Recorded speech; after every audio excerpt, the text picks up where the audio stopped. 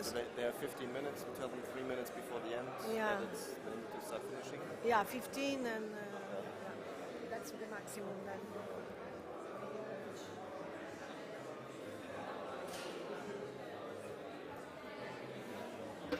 So we know who's presenting here. It's the man that it's the person that is here written here for present. Yes, I think the only one who's is Federico. Federico is Rabuffi, it's no? Federico. Yes. I guess you know him well. Yeah, they are arriving.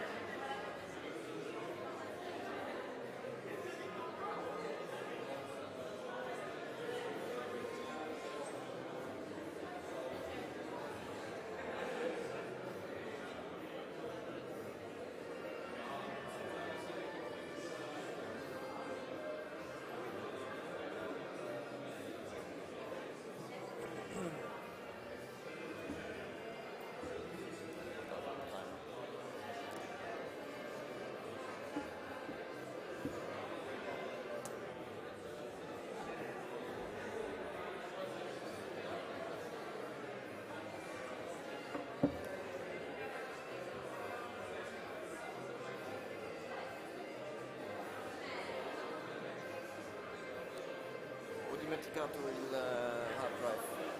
Ma questo pomeriggio. Oggi pomeriggio c'è, Ci sì. sei, no? Io ci sono, sì. Sì, tra poco. Tu ci sei? Sì, sì. Dopo alle 4 dopo. Sì. Volevo prendere sta allo stesso posto dove l'hai lasciato. La Xprime l'ha guardato, ma conteneva il basato sull'Ansa. Sull'ANSA, sì, sì, quello che loro usano Io attualmente. pensavo infatti che l'hanno usato per EcoStress, ma io pensavo che c'era anche l'acquisizione di EcoStress. Ah, no. E alla fine hanno avuto già un'inquinanza più. Loro ce l'hanno, Sprüngher ce l'hanno già GLS 2005. Quindi è migliore. Sì. Però insomma aspettiamo il Sentinel 2, credo che sia bene lavorare con quello. Noi abbiamo tutti lo Ah, stesso. non in nighttime. No, non è là. Perché loro sull'Ansat credo che abbiano anche il notturno, però per un po' contro il point della notte ha una versione peggiore però. Ma siamo noi che dobbiamo fare cominciare sì, perché siamo alle 9.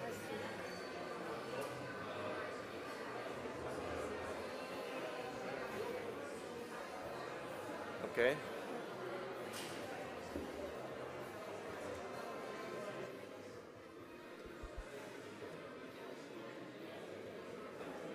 Good morning. Non funziona? Ah sì. Vuoi cominciare tu?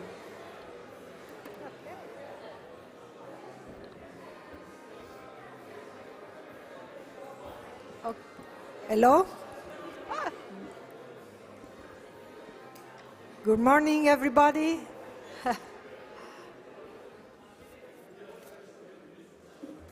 Thank you.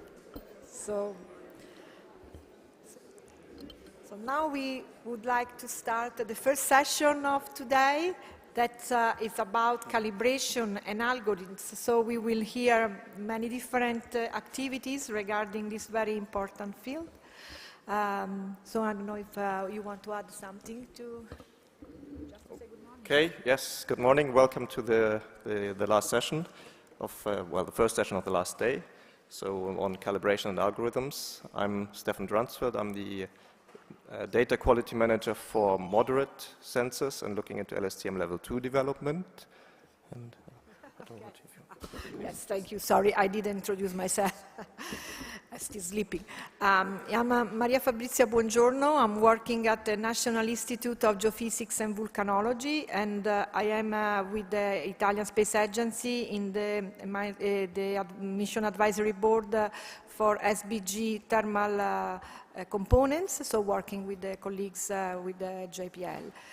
So thank you very much. So now we can start with the first presentation that is about the infrared emissivity estimation from VISNI reflectances by neural network learning, comparing the TESS approach in Trishna mission context. Revelan Vincent will present. Yes. Thank you very much. Thank you. You hear me? Okay. So I'm glad to be there, and it's an honor to present to such assembly. I'm Vincent Rivalan from CNRS at CESBio France, and I will present you some work I done on emissivity. So why work on emissivity estimation? So emissivity is inseparable from the temperature, the surface temperature estimation, and we need an accurate emissivity for accurate surface temperature. As an example, on Trishna specification, the NEDT is 0.2 Kelvin, and to obtain this 0.2 Kelvin in temperature, we need an emissivity estimation less than 1%. In parallel, emissivity is difficult to measure in laboratory and is quite impossible in field. So it's also a part of the ill-posed problem to estimate the surface temperature when multi-bands. The work was done in the context of Trishna mission with the 4 bands. So emissivity is actually in a way appears to be a well-known parameter, but there is probably a room for improvement. So as was shown yesterday, emissivity may vary over time with humidity of materials, with spectral bands, view angles, and solar angles.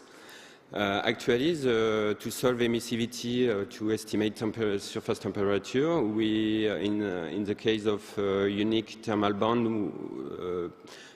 in the literature we use classification maps, tables, or adapt global maps, or maybe use a function of vegetation index by the use of visible parts.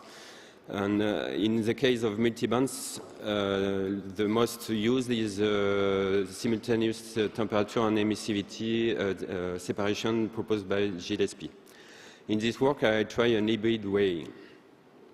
So in this work, the first part was to develop a synthetic Trishna-like database. We start from a selection of leaf spectrum and soil spectrum, which has input of the sail model to adapt to perform simulation at the leaf, at the field, the canopy scale.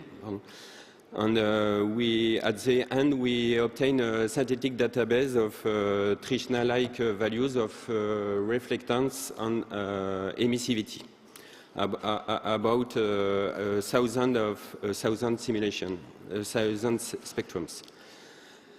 So with this synthetic database of Trishna-like emissivity, we are able to determine the coefficient of the relation, the MMD relation. This relation is needed by the temperature emissivity separation algorithm to constrain the ill-posed problem.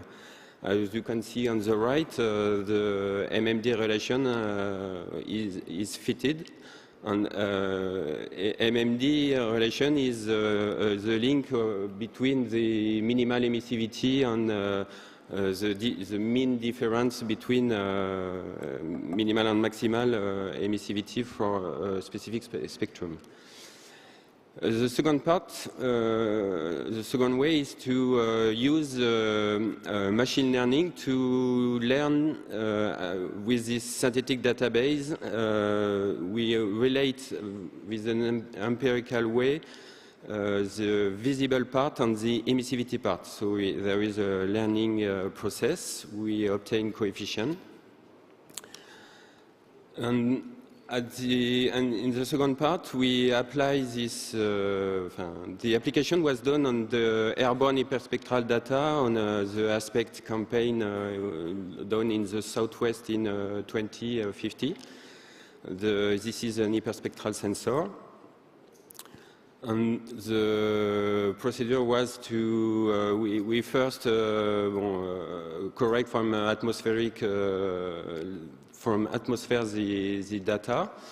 And in the first way, we use neural networks calibration to estimate emissivity from the reflectance and apply the radiative transfer to estimate 4 surface temperature. Why 4? Because emissivity are decorrelated, and the 4 surface temperature are maybe not coherent between them. So I do the average of these 4 temperatures to have an estimate surface temperature with a standard deviation. On the second way, we apply the previous MMD relation fitted to apply on the test model to separate emissivity and temperature. At the end, we have 2 temperatures, one with the radiative transfer approach, and the second by the test. As a result, we can show the two surface temperature. At the first, in the first look, we have a very coherent surface temperature. But if we look in detail in the difference, we have in some field. A difference up to 5 degrees with a neural network higher than the test estimation of temperature. And this 5 degrees can be explained by the emissivity estimation, which is different. And the mean of the difference emissivity on the 4 bands show a disagreement on the field where there is more difference in temperature. And this disagreement is linked to surface characteristics who are not in the database. They are not in the database, donc they are not learned, such rapeseed after harvest or barley laid down. Further analysis is to look at the emissivity on the image processed. We can see 2 different distributions in the image on the 4 emissivity. And for the test, the result is clearly the fitted MMD because it's constrained. On the neural network approach, there is a distribution more large, and maybe a bit an overestimation of the database relation, but it seems more realistic. I show the surface temperature, the 4 surface temperature estimated by the neural networks, the distribution on the image, and the comparison with the tests. And we can see in a mean bias between the 2, a mean shift between the 2 approaches, but the distribution seems similar. Recently, to go further, I had on my database, I had some spectrum from material for urban material database, which where I add noise, and we can see clearly different. If we use only the urban material, we have clearly different MMD relation. I merged the two databases, the previous one and the urban material, and there is the consequence is a shift in the MMD relation. And this shift, when I apply all the methodology, the shift is, we can see the MMD learned by the test on the image. With neural networks, we obtain some points who are linked to this urban and sound material. I don't say that the urban database included soil, sand, and rocks. And the consequence is less difference between the two approaches. And, at final, there is a low impact on the LST estimation due to the low change in the test MMD relation, because she's very close. But the determination of the estimation, the emissivity with the use of urban material appears to be more realistic too. And to finish, I compare I show here the standard deviation of the four surface temperature estimated by the neural network approach. And the less the standard deviation is, the closest the emissivity are to the realistic solution. So the first image on the urban area shows that if we use only the database from vegetation, we have sometimes a great disagreement between the four surface temperature estimated. And with urban made, we decrease this disagreement, and we that shows that the four surface temperature agree, and is the proof that there is an accuracy in the emissivity estimation. And to conclude, the present work need validation, because in this campaign there is no ground truth. And I'm sure there is a way for machine learning or data learning approach to be more flexible and precise on the temperature emissivity determination, a way to found. And this approach could be used with reflectance input from other sensors such Sentinel or Landsat. And of course, it needs improvements. The first one is to increasing the learning database, including sand, soil, or dry vegetation. And of course, increase in situ measurement to add in this database, and evaluate the MMD relation impact on the surface temperature estimation and emissivity.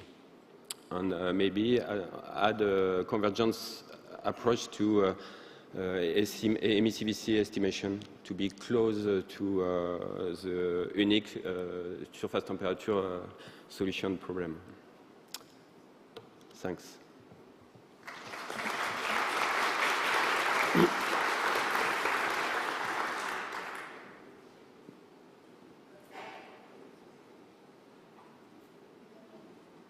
Some questions now directly, so don't be shy.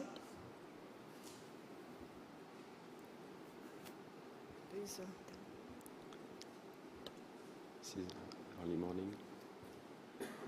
Thank you very much, Vincent, for that really interesting presentation.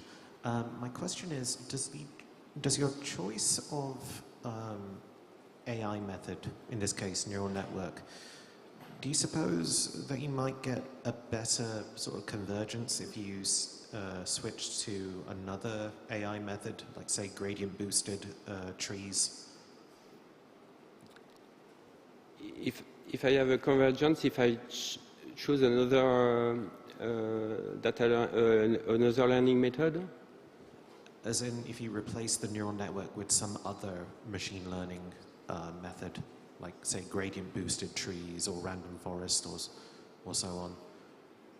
Like, how confident are you that your current network is giving you the kind of convergence that you want? It's a part of the problem. I have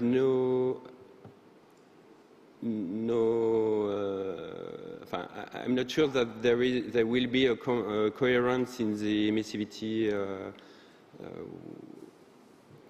It's why in the method we need to add convergence step to fit the for emissivity, like was done in TESS with constraint MMD relation. Okay, thank you. Thank you very much. Thank you. Okay, so the next speaker is Eleonora D'Amato from the INGV in Catania. Going to talk about deep learning for the detection of volcanic thermal anomalies from satellite images. Thank you so much. Good morning, everyone. I'm Eleonora D'Amato, a PhD student in mathematics and computational sciences. The work that today will present is linked to a deep learning model capable to detect the presence or not of the volcanic anomalies, thermal anomalies, using satellite data. Promptly detecting of the onset of volcanic eruption is fundamental to monitor the volcano hazard, and the satellite sensor provides thermal data over potentially hazardous regions with the presence of high temperature phenomena, like, for example, the volcanic activity. And all the traditional approaches based on the intensity of the pixels may fail when applied worldwide, so when applied with different volcanoes around the world, for two main reasons: the lack of generability and the less of the high accuracy. So lately, we have already proposed a change of paradigm in which instead of using only the intensity of the pixel, we use also the spatial features, so spatial features and intensity in the same way, in order to map the subtle thermal anomalies and to segment the lava flow using deep learning convolutional neural networks. Here we proposed a deep learning approach in which we detect the volcanic activity, so the thermal anomalies, using satellite data, and use an advanced learning technique that strongly reduces not only the training time, but also and improve the accuracy level of the model. In order to have a dataset that is representative of all the activity, all the possibilities, we choose different volcanoes around the world. So we choose volcanoes with different topography and with different activity, so with different eruption activity, and we select in particular 9 types of volcanoes around the world. We use data from 2 different sensors, from the Sentinel-2 and Landsat-8 satellite. As we know, Sentinel-2 is from ESA, Landsat-8 from USGS and NASA, and we extract 3 bands in particular that are the near bands and the 2 bands in the SWIR wavelength, in order to, because in this range there are the peak of the thermal activity in cases of volcano activity. So today we present an automatic system in order to monitor the presence or not of thermal anomalies in volcanic areas. And when we speak about thermal anomalies, in particular we refer to presence of active lava flow, but also presence of active vents. In this case, in particular, we present a 3-step approach in which, in the first step, we create a volcano dataset, collecting images from the 2 different sensors, Sentinel-2 and Landsat-8. Again, in order to have a dataset that can be used to generalize the approach, we select also for the background images, so also for the class 0, so the presence or no activity, the class 0, we select images from different kind of scene, so with cloudy or with the presence of cities, sea and snow and so on, in order to have a model that can be used in all the different situations. In the second step, we retrain a model in order to have in order to use a model already trained and retrain it again with our volcanological dataset. And finally, we analyze the performance of the model in order to analyze the goodness of the deep learning approach. So in general, deep learning aims to replicate the way in which the human visual system detect a scene. So in particular, in the case of deep learning, the aim is to automatically extract the feature that in a better way can represent the scene under analysis and to classify or in general analyze the data. A convolutional neural network is a specific deep learning approach composed by different layers interconnected each other, and the aim is to learn a way to extract the feature, starting from the input data and with the output layer at the end. We here use a SquidNet model that is a compact and fast convolutional neural network with a good balance between the training time and the classification accuracy. And here, use two learning approaches. The first one is the transfer learning approach, and the second one, the ensemble learning. In the first case, we use a model already trained over a great data set and retrain it again in this new domain in order to transfer the knowledge of the first approach to this new domain.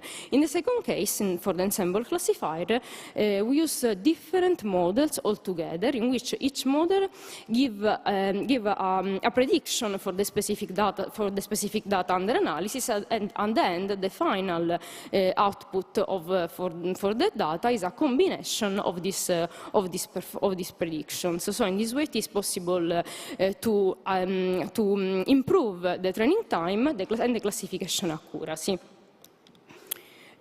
So in order to analyze the performance, we use the traditional accuracy index, and in the right part of the slide, it is possible to see examples of images that we have used for this approach. In the upper part, images related to the class 1, so to the presence of anomaly, and in the second line, absence of anomalies. In the left part of the slide, it is possible to see all the accuracy reached by each model that we have used for the ensemble classifier. With this approach, we reached a global accuracy of around 98%. In addition, we have also compared our model with the other traditional models, in particular with threshold-based approach and the machine learning approaches. When we speak about threshold-based approach, we refer to two kinds of approaches. Approaches based on the threshold, so in which we use the threshold to classify the data. In particular, two kinds of threshold: fixed threshold and statistical ones. For statistical threshold, I mean threshold based on the mean and the standard deviation in order to create an interval of confidence in which we can reach the parameters to classify the data. For the machine learning approach, in contrast, we use two kinds of approaches that are the unsupervised X-means and the supervised random forest. As it is possible to see, we apply this comparison with three case studies. In the left part for only Sentinel-2 data, in the middle from only Landsat 8 data, and in the right part for Sentinel-2 and Landsat 8, so a combination of these approaches. The deep learning approach, so our method here proposed, reach an high accuracy in all the cases and the highest one in the last one, so using the combination of Sentinel-2 and Landsat 8 data. So this proposed model is really available for the use with Sentinel-2 and Landsat 8 data, allowing to detect the anomalies, reducing the dead times, so in order to taking advantages for the first image available between Sentinel-2 and Landsat 8 data. Now, we are working on a new development of these works, in which not only we detect the presence or not of activity, so yes or no, but we include also the identification of the type of activity. So we add some other classes, in particular cloudy, no activity, thermal anomalies, and lava flow. Obviously, it is possible to extend the number of the classes and also the number of the data in order to identify the type of the activity. We have already showed these works in the poster with ID 167, and this works very well with an high accuracy. So high spatial resolution infrared satellite data are fundamental to monitor the high temperature events in general, and in particular the volcanic one. And the use of convolutional neural network models is capable to overcome the limits related to the use of models based only on the intensity of the pixel, in particular in detect the presence or not of the volcanic activity.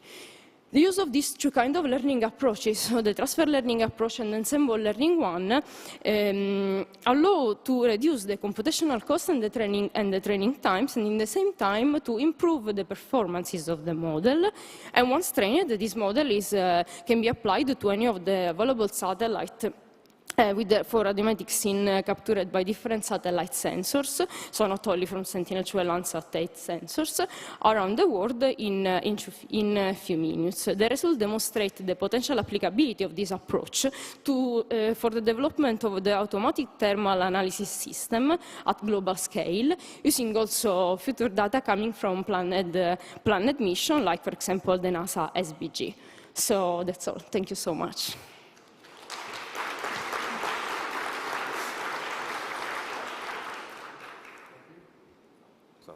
Thank you. We have still about 4 minutes. Actually, that was very quick. So some questions.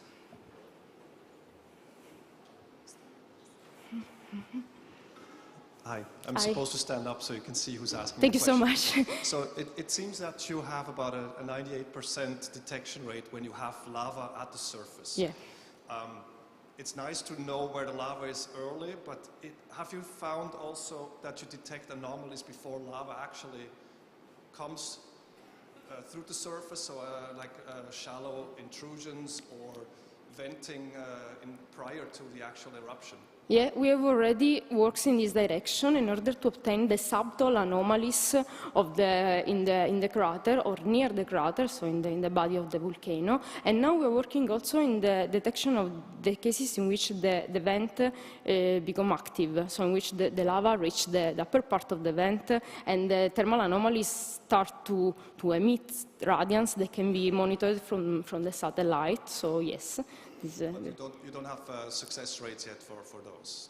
That is still ongoing research? Or? No. In this part of the research already we have used the active vents, and in precedent work we have used the analysis of the subtle anomalies. Sure, in this development, the use of different classes, we can add also something similar in order to obtain the characteristics of the thermal characteristics of the body of the volcano. Sure, absolutely. Yes, thank you so much. You. Hello. Hi, thanks for the talk. Thank you. Wondering if you're looking at the upcoming HiTi mission at all as a data source, and in any case, if any changes would be needed to the model to support hyperspectral thermal data, which HiTi will be bringing into the fold. So in general, in this case, we use the bands from the NIR and SWIR bands, and we selected these two satellites, Sentinel-2 and Landsat 8, because in the range between the visible and the infrared, they are interchangeable, have similar wavelength ranges. But sure, in future, we work on enlarging the range in which we can use the data, using also hyperspectral, but also thermal, I think. So, for example, Aster and similar, or other sensor from Planet mission. Absolutely. Thank you so much. Okay, thank you. I think we move on to the next speaker. Thank you so much. Okay, well, we move to the third speaker, that is LSTM Mission Performance Consolidation. The presenting author is Mike Perry. Thank you. Good morning. I'm hoping to go through today with you a presentation of the Mission Performance Consolidation Study for LSTM. Now, what we're looking at here is it's got two primary rationales, and this is all in support of the ongoing activities for LSTM. So the first one we're going to be looking at is primarily to support the ongoing activities as provided to us by the Mission Advisory Group. So as you'd expect in a study like this, as we go along with both the industrial study looking at the instrumentation and moving towards development of level 2 algorithms, questions arise about how certain changes will affect the performance. If there's a small shift in bands or performance, how does this affect both the radiometry and then the ultimate level 2 leading on to the further applications. So just as a brief breakdown of what we're looking at in general for the project.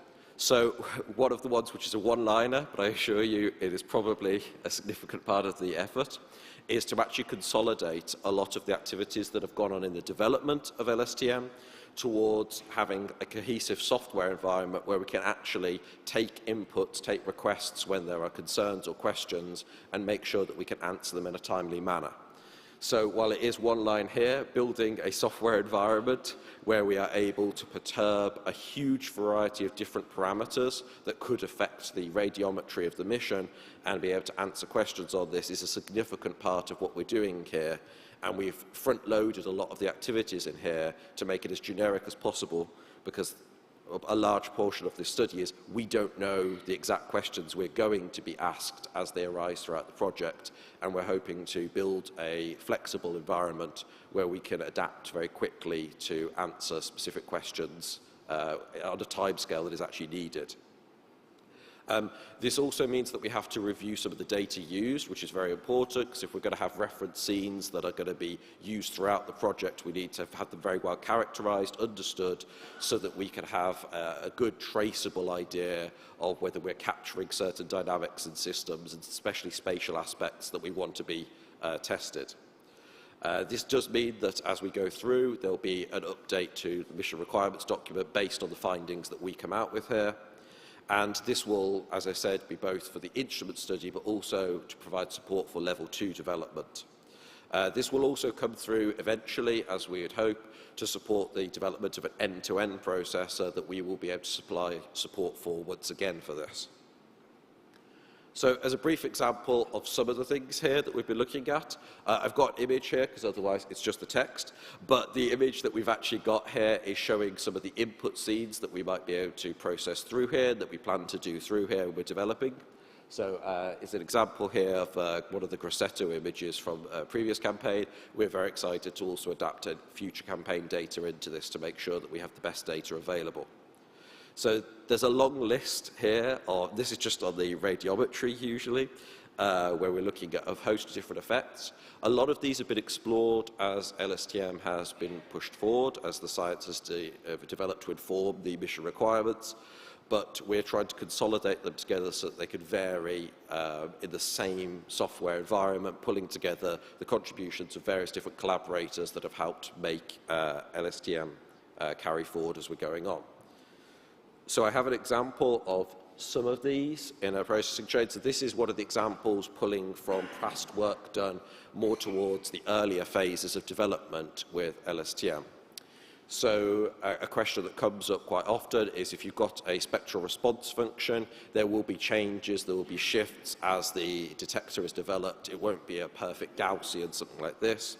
So you have to be able to simulate for the different channels with different atmospheric and surface effects exactly how that is going to affect both your top of atmosphere radiances, but also have some means of being able to propagate that through to how that could affect the eventual requirements on your level 2.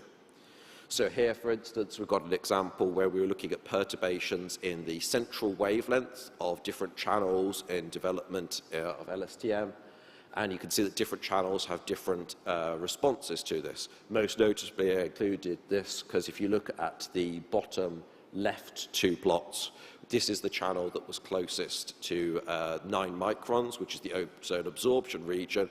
So we found here that we had, if you move the channel closer to it, you can see dramatically larger impacts on the radiometry than you would, say, in a more atmospherically stable region, such as 11 to 12 microns here. And these are the kind of changes and perturbations we're making built in, so that when we get requests, we can turn around and in a timely manner be able to answer some of the questions flexibly. as I said, we take this through to later stages as well. So I've got an example here on the left-hand side. You've got an example of where we were looking at different scenarios for cases of NEDT or absolute radiometric accuracy, and we could give from a statistical database drawn from campaign data propagated through to top of atmosphere how these affect the brightness temperatures. But as you can also see on the right, we've put these through some like placeholder level 2 algorithms. It's important this study is not developing the level 2 in any way, so we have existing level 2 algorithms, but the important thing we're looking here, rather than the absolute value they get out, is how these changes are propagated through, both in terms of the absolute bias we'd see, but most importantly in terms of the uncertainty, which at every level it is very important that we have traceable uncertainties through any change that we see throughout the instrumentation. And I've mentioned the campaign data a number of times. One of the things that's been going on this part is with colleagues at Valencia to review the existing campaign database and to do an ongoing review of new data that is added to the pool here. So we want to have an idea of both the quantitative performance, which is important when we trace that through to the top of atmosphere, but we also want to have a qualitative assessment of actually what's in the scenes so that we can address better specific questions related to agriculture or if there's urban sections within the campaign data. So I've got an example here that was looking at agricultural land and was very detailed in identifying exactly what the uses were of each particular field going through here, what time it was, so we had an idea that we could then relate through to potential applications and inform back to Mission Advisory Group what the campaign data is being used for. Another one is then linking through in situ data to it, so we've got a linkage. While if we're generating simulated data from the campaign data, it is essentially the truth, because the simulation assumes no error in the campaign data, because that we're inventing the atmospheric values, these kind of things. There is no error on that process. We do still want to have an idea how that relates to the actual physical on the ground truth with the in situ data. So an assessment of the in situ studies taken at the same time of the campaign is critical to understanding whether we have high confidence in the campaign data that we're actually using. Another one is propagating these to the top of atmosphere. This has been going on for quite some time. You have to put it through a line-by-line forward model to make sure you have a large spectral range that we can test the different ISRFs in.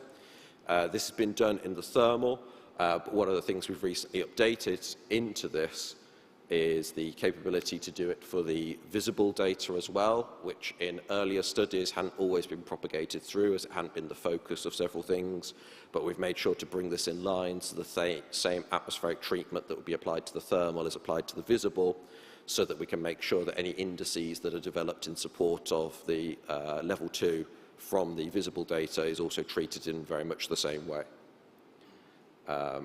And just a small idea of this, how we apply the ISRF to the top of atmosphere using a line-by-line model, and you can end up turning those full spectral range simulations into the band-by-band of whatever the current specification is. So there's good flexibility there because everything's stored at high resolution spectral data. Another bit that we have to do here, as I believe was mentioned earlier in the week by Jose in one of his talks, is the campaign data typically goes up to either 11.5 or 12 depending on sensor. We need to extend this range because we have a channel that is around 12 microns, which means the Gaussian of the spectral response for that extends beyond 12. This means that there's a degree of spectral extrapolation that needs to be applied to the emissivity. We fill this gap using basically a library matching technique where we take the spectra we have for the whole range from the campaign data and we match that to the closest matching materials that we can find in a spectral library, which allows us to extend this. This effect is not thought to be too bad as the missing data is in the 12 micron region, which in terms of emissivity is far more stable than, say, if there was a gap in the 8 to 9, which there would be considerably more variation. So we've got high confidence that we're capturing most of the important variability when we do this extrapolation. And I'd just like to point out that this is, by definition, an ongoing activity. We anticipate that this will always be an ongoing activity as we get continuous feedback from the project and adapt the study to make sure that we're addressing the questions and needs of the various either instrument teams or level 2 developments. So now we're adapting this to perform on multiple campaigns while constantly updating the software framework we've got here. And this is turning back towards providing scientific support towards the MAG. And we're continuing adding upgrades, not just for the scientific support, but also towards the idea of helping the end-to-end simulator that should eventually be a key part of LSTM. And the reference scenes that we're working on should support the larger generation of scene generation, so we can process more campaign data as we need to study a larger sample for these things. So that's my last word there, so thank you very much for your attention.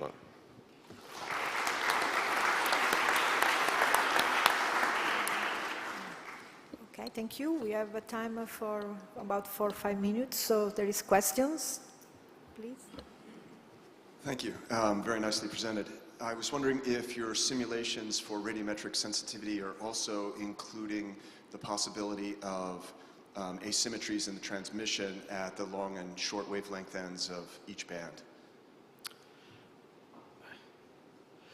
Essentially, we can do, because the what we will look at is we don't have fixed spectral response functions. We have the ability to change these mathematically and distort or perturb. We can add skew and kurtosis to what we're looking at here to simulate asymmetry in them.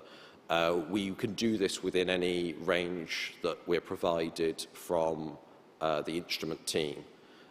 So I can't say that at the moment we're doing that, but because it's dynamically applied, any perturbation that is noticed for the instrument team, we can attempt to simulate very rapidly, yeah.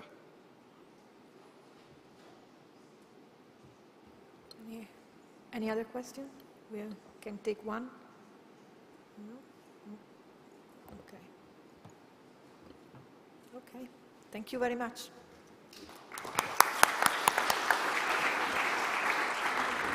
Okay, so we have the next speaker is Mark Erwin from INRAE, and he's going to talk about Trishna-Kawal activities and preparatory studies. Good morning, everyone. I'm going to talk, as it was mentioned, for Trishna-Kawal activities, particularly preparatory studies. So it was mentioned a little earlier in the week that we need some ground truth, and the idea here is to give you an overview of some studies, not complete, but at least some of the information of the work we've been doing. I'm going to talk first of all about the origin of the Trishna-Kawal activities, give you an overview of some recent studies, some ongoing and future studies, and then talk about this in the context of multi-mission goals. I'm presenting, of course, this work, but there are many other people that are involved in these studies. So first of all, the origins of the Kawal Trishna, it's related to the idea is to quantify the errors in surface temperature in the different domains of application, taking into account, as you've noticed this week, directional effects, turbulence, emissivity, land use, etc. The sites are chosen in the framework of the LST applications, which we will want to put in place for Trishna, such as ecosystem stress, urban climate, and the other ones which are listed. We're drawing initially on thematical validation sites rather than perfect validation sites for satellite measurements. And the idea for the Kawal is to promote the use of standardized instruments and protocols with traceable procedures. So I'll give you an overview of some of the recent Kawal activities we've been doing. So as you've noticed this week, the importance of directional effects have been mentioned several times in the week, and there was a presentation on Wednesday that went into detail with some work, but very quickly, we've been looking at directional effects with, for example, here, a hotspot tracker, which is a broadband thermal camera and a multispectral visible camera that are fixed onto a mast, and the camera rotates to look at different angles during the day. with the idea of working on directional effects. At the top, you have two thermal images, typical images, which have been recorded by the camera. This was over a maze plot, and the site was digitized and put into Dart, which you've heard of many times this week, to produce thermal images, which you can see on the bottom, for studying directional effects with the idea of improving directional parameterization. Next, we've been working on turbulence. We have to, for validation, compare instantaneous satellite measurements at Trishna pixel scale with radiometers, which are measuring on the ground with very much reduced footprints. Both are affected by the turbulence. Turbulence affects the surface temperature. And on the left, you can see observed at the top and simulated high-resolution surface temperature. And there are variations in the surface. Just note that I put in the model to work because there's only physics there. It can be an instrumentation error, some people ask me. When you downgrade this information to Trishna pixel scale, even in neutral conditions, so small heat fluxes, we can find up to 1 Kelvin variations related to turbulence at Trishna pixel scale. So our idea is to quantify the underlying noise and to improve existing protocols by using moving window temporal integration or temporal spatial integration. Next, well, an important aspect is emissivity. And you heard this week, taking samples into the lab is not the ideal way to measure emissivity. So we have an approach where we take the lab model into the field, and we have had tests to measure in-field emissivity. This has also been verified by multi-band aircraft measurements to measure emissivity in the field. Another option when we are on high-resolution data is to look at high-resolution temporal variability. Here we have a case for a site in the southwest of France where we have two agricultural practices on two fields which have both widths of about 2 Trishna pixels, so we're on the scale of Trishna. They're both cornfields. They both have the same leaf area index, the same canopy density. The only thing different is the farming practices. One is organic farming in red, and the other is traditional farming. When we look at the surface temperature with a UAV during a hot summer day, we find a 2-degree difference between the plots. We want to know more about this. And so, for example, if we use a classification from sunlit and sun-shaded leaves and soil, we can see distinctive differences in temperature between the plants and the soil, which if we feed into the Dart model, we can produce temperature differences comparable with those observed in with the UAV. We can even go further, and we can attribute that directly to absorbed power radiation. Of course, we're very much interested in urban heat islands. Just to let you know that there's been a recent very large effort in Toulouse to characterize the city with emissivity measurements in situ, reflectance measurements, surface temperature measurements, air temperature measurements, and multi-band thermal aircraft measurements coupled with the radio soundings. And all this is available on the above mentioned website, available for you to play with. It was mentioned yesterday, the cryosphere is another area of interest. And for snow melting models, it's very important to have spatially observed measurements, but we need precise absolute temperature measurements. And so one thing, we have upgraded our site to quality radiometers, but also during the study, which concerns the CalVal, a thermal imager camera has been upgraded by insulating and regulating the internal temperature, which has been able to take out the cold bias which was observed on the site and provide precise absolute temperature measurements. So we have potential for spatially distributed TIR measurements. So now I'm going to talk about some ongoing work and some future work planned. So at present in India, there is a number of sites equipped with surface temperature measurements and evaporation estimates. And these measurements are being used, for example, to test the different models which will be, are available to provide estimations of evaporation.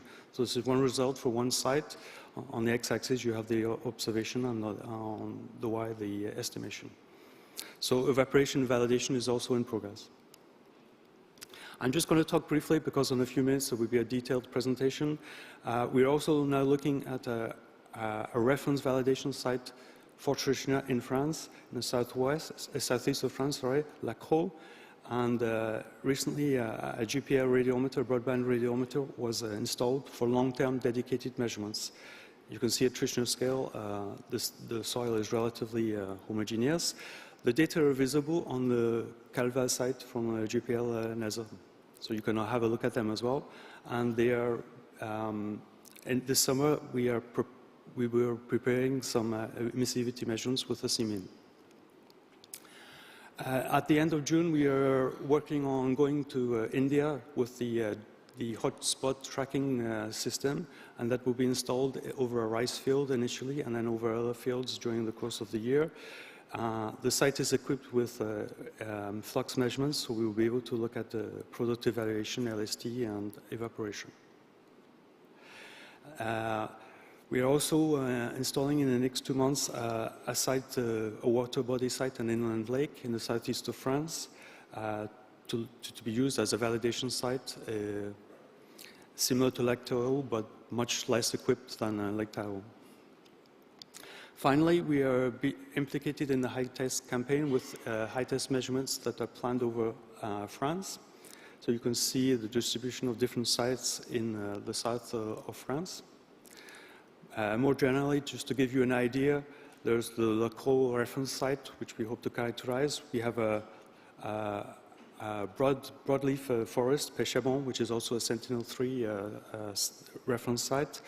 An inland coastal water site, we have the city of Toulouse, where we already have many measurements, agricultural sites, and the pine forest. We have quite a mix of surfaces, and they all have high-quality reference radiometry measurements and flux measurements on site, as they're part of ICOS or similar. So just to sum up, for going forward, we will be following and characterizing our future Category A site, a validation site. It's not yet a Category A site because it's not been running long enough. We will be following the CEO's recommendations, and we hope, if possible, to improve them together in a multi-mission context. We're preparing for the HITEST airborne campaign. We use thematical sites to answer different questions, and we're doing that using standardized instrumentation and protocols. And we'd like to do that in a multi-mission context. We can adapt our protocols, we can put them together. In any case, the idea is that we all work together. We can build on existing experience, perhaps from these law sites. And perhaps it's interesting to integrate some of these measurements in existing networks, such as ICOS, FluxNet. And what's probably not been much talked about at present, at least for groundwork, is I think it's an important package to get data harmonization and sharing so that we can all work with all the data and we can really exploit all those data in a multi-mission context. And just to conclude, so for the Trichinat Calva, the aim is to provide quantifiable, accurate LST validation to adapt the LPV protocols for the requirements of high resolution, to use standardized equipment, calibration procedures, installations, validation protocols, to evaluate our site that's been installed in La Crau, and of course, and it's very important in a multi-mission context, that all these efforts are coordinated for validation efforts which are comparable between the different missions. So thank you very much, and there's many people who have contributed to all this work.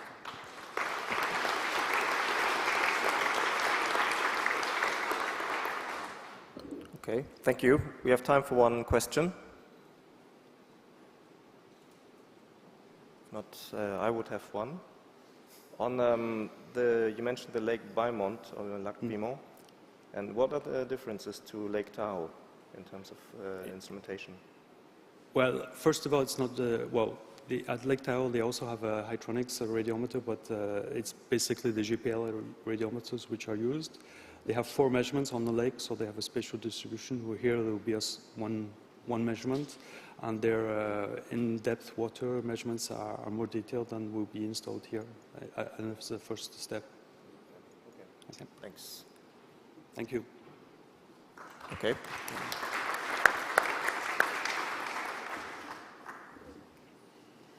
Okay, now go for the next speakers. We will present Italian site for CalVal activities for new thermal space mission. We'll present Federico Rabuffi from NGV. Okay. Hi everyone, I'm Federico Rabuffi from NGV, and today I'm talking about Italian site for calibration and validation activity for the new thermal space mission. Okay, so in particular with a focus for SBG mission, which is a cooperation between ASI and NASA JPL, in which also INGV is part of the mission advisor group, working with this agency from 2012, and just some focus about the key parameters of the SBG tier mission, and which has just a little clarification about the channel, which are 6 channels in the thermal infrared region, 2 channels in the VNIR, and 2 channels in the MUVIR region, with no channel in the SWIR. So today I'm talking about the Italian site managed by INGV to support the calibration and validation activity for TIR mission. And of course, this site can be also taken into account for all other thermal missions, and it would be great to have a common Vicarious site for each satellite mission, like Trishna, SBG TIR, and LSMT. For Vicarious site, of course, we mean techniques that use natural site of to calibrate sensor post-launch of the Earth's surface. The criteria of the site to be selected as a Vicarious site, they have to be flat and placed in high altitude. They have to an easy accessibility, and also they have to have a high uniformity in terms of spatial uniformity, and also a regular morphology, and also they have to be temporary invariant by the spectral point of view, and also the weather should be an arid region with a minimum cloud probability. In this case, we selected Italian site located in the south part of Italy, with one multi-purpose site, which is Sannio Sale Porcus, located in Sardinia, and the other site, which are more active from the thermal point of view, and they are constantly monitored by INGV with permanent ground sensor for both for temperatures and gases, which are Solfatara, Monte Etna, Stromboli, and Vulcano. We can see an introduction of these 6 sites in this picture. We're starting with the Stagno Sale Porcus, which is a new site which has a flat terrain and spatial uniformity characterized by homogeneous surface of evaporites, and it will be characterized spectrally during the ITES flight campaign in 2023, and also the mission advisor group plan to install and propose this site to install a permanent station for monitoring and surveillance. And in this slide we can see an example of the reflectance derived from Prisma data, and also an emissivity derived from ecostress data of the Stagno. And so this is the instrumentation that I was talking about before, and the site will be characterized by spectral point of view with the FISPEC instrument, also with the emissivity by FTIR, and also with a meteostation, thermal camera, and sun photometer. And in addition, in this site is planned an international remote sensing summer school organized by INGV, Cagliari University, ASI, and other institutions about the instrumentation and methodology for calibration and validation site for optical data. The other site I'm going to talk about is the Solfatara, located in Campi Flegrei Caldera in Naples, and of course is a really active volcanic area with the most Italian hazard risk by volcanic point of view, and there is a lot of temperature anomaly and degassing activity, and is characterized also by the spectrum point of view for the mineral characterization, and also is installed a monitoring and surveillance network by NGV. And as we can see from the geological profile, is characterized by a flat terrain and with also spatial uniformity in terms of also a geological formation and surface. So this is the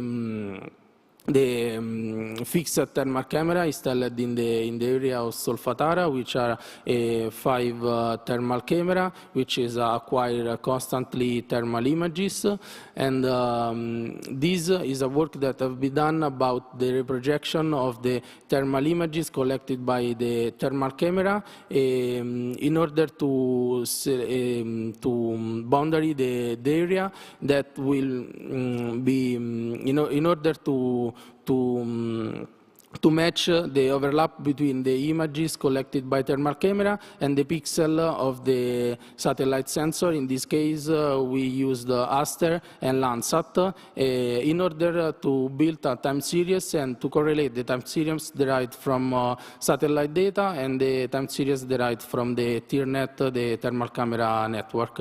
And okay, so I'm going fast, and this is the emissivity of the Solfatara corrected with the FTIR spectrometers, and this is the site of Monte Etna, where of course we have high thermal activity related also to the activity of the volcano. In the image you can see a thermal image derived from Aster, and of course, also in this site, there is a lot of monitoring network characterized by fixed thermal camera acquiring in real time. And also there is okay, sorry. There is also a place which is Piano delle Concazze, located near the top of the volcano, which has a really high elevation in altitude and also a flat terrain with spatial uniformity characterized by volcanic deposits, which is also monitoring by NGV, is characterized by the spectral point of view. In the slide you can see the profile, topographic profile of the Piano delle Concazze, just to show you that is a really flat terrain. And this is an example of the emissivity in which the blue line is the ground emissivity collected by FTIR, and the red spot is the overlap of the emissivity derived by Aster. And the next site is Vulcano, another island of the Aeolian Island, and is an active volcano characterized by, of course, also here by temperature and degassing. And in the graph you can see nighttime max temperature time series on La Fossa crater, which is derived from Aster and Landsat 8, but we implemented this time series also with EcoStress data, and the time series is located in the La Fossa crater, which is one of the two main active areas. And you can see an image of La Fossa crater acquired by one of the fixed thermal camera located in the Volcano Island, which is part of the monitoring network managed by INGV. And in the upper part of the slide, an image of the thermal camera. And as I said, the La Fossa crater is one of the two main active areas. The other one is Baia di Levante, located near the coastline. The last site that I'm going to show you today is Stromboli Volcano Island, also characterized by high thermal activity. And on the bottom of the slide, you can see one of the last eruptions in 2022, detected by Landsat 8 data, and also a time series of the max temperature during nighttime images. And also this series is implemented with EcoStress data. And of course, also in this volcanic site, we have a monitoring network characterized by FETIR network. And you can see also, in this case, thermal image collected by drone surveys. And just to conclude my talk, we can say that the volcanic calibration and validation area are permanently equipped and are already used as natural laboratories, as you understood from my slide. And for SBG mission, NGV is building a spectral library in the VIS, SWIR, and MIR and TIR range, both in the multipurpose site and volcanic site, so in all sites that I presented you today. And the first calibration and validation summer school for optical satellite has been organized for July 2023, and we plan to do regular events for students and young researchers in this site and probably also in other sites in the next years. And the volcanic site will be also used to test TIR mission products for geology and geophysical application. And also we would like to equip the Stagno Sales e Porcus dry lake with permanent instruments in order to use it as vicarious site in Italy for calibration of VIS, SWIR, and TIR instruments. And thank you for your attention.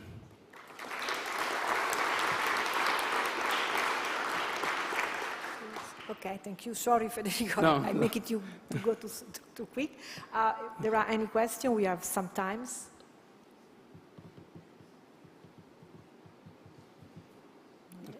Okay. Thank you. Okay. Okay, thank you. So we move on to the last talk of the morning session. So this is a new instrumented site for future thermal infrared mission calibration and validation by Sebastian Mark from CNES.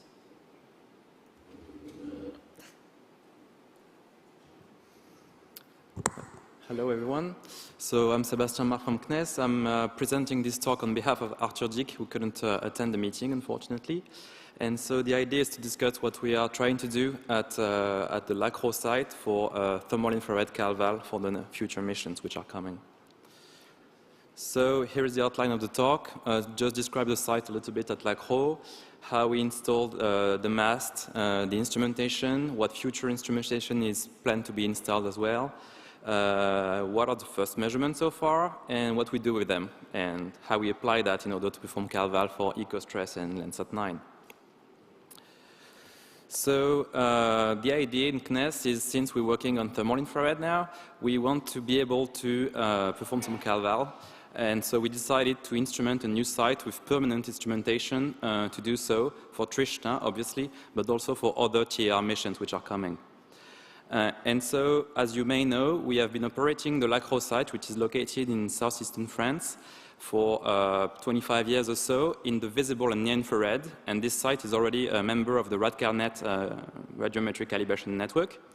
And so we evaluated whether it would be still a good choice for TAR calibration as well, as it is in the visible and infrared. And so we evaluated the homogeneity of the site, which is the second plot on the side here. And so whenever it's white, it means that it's very homogeneous at satellite scale.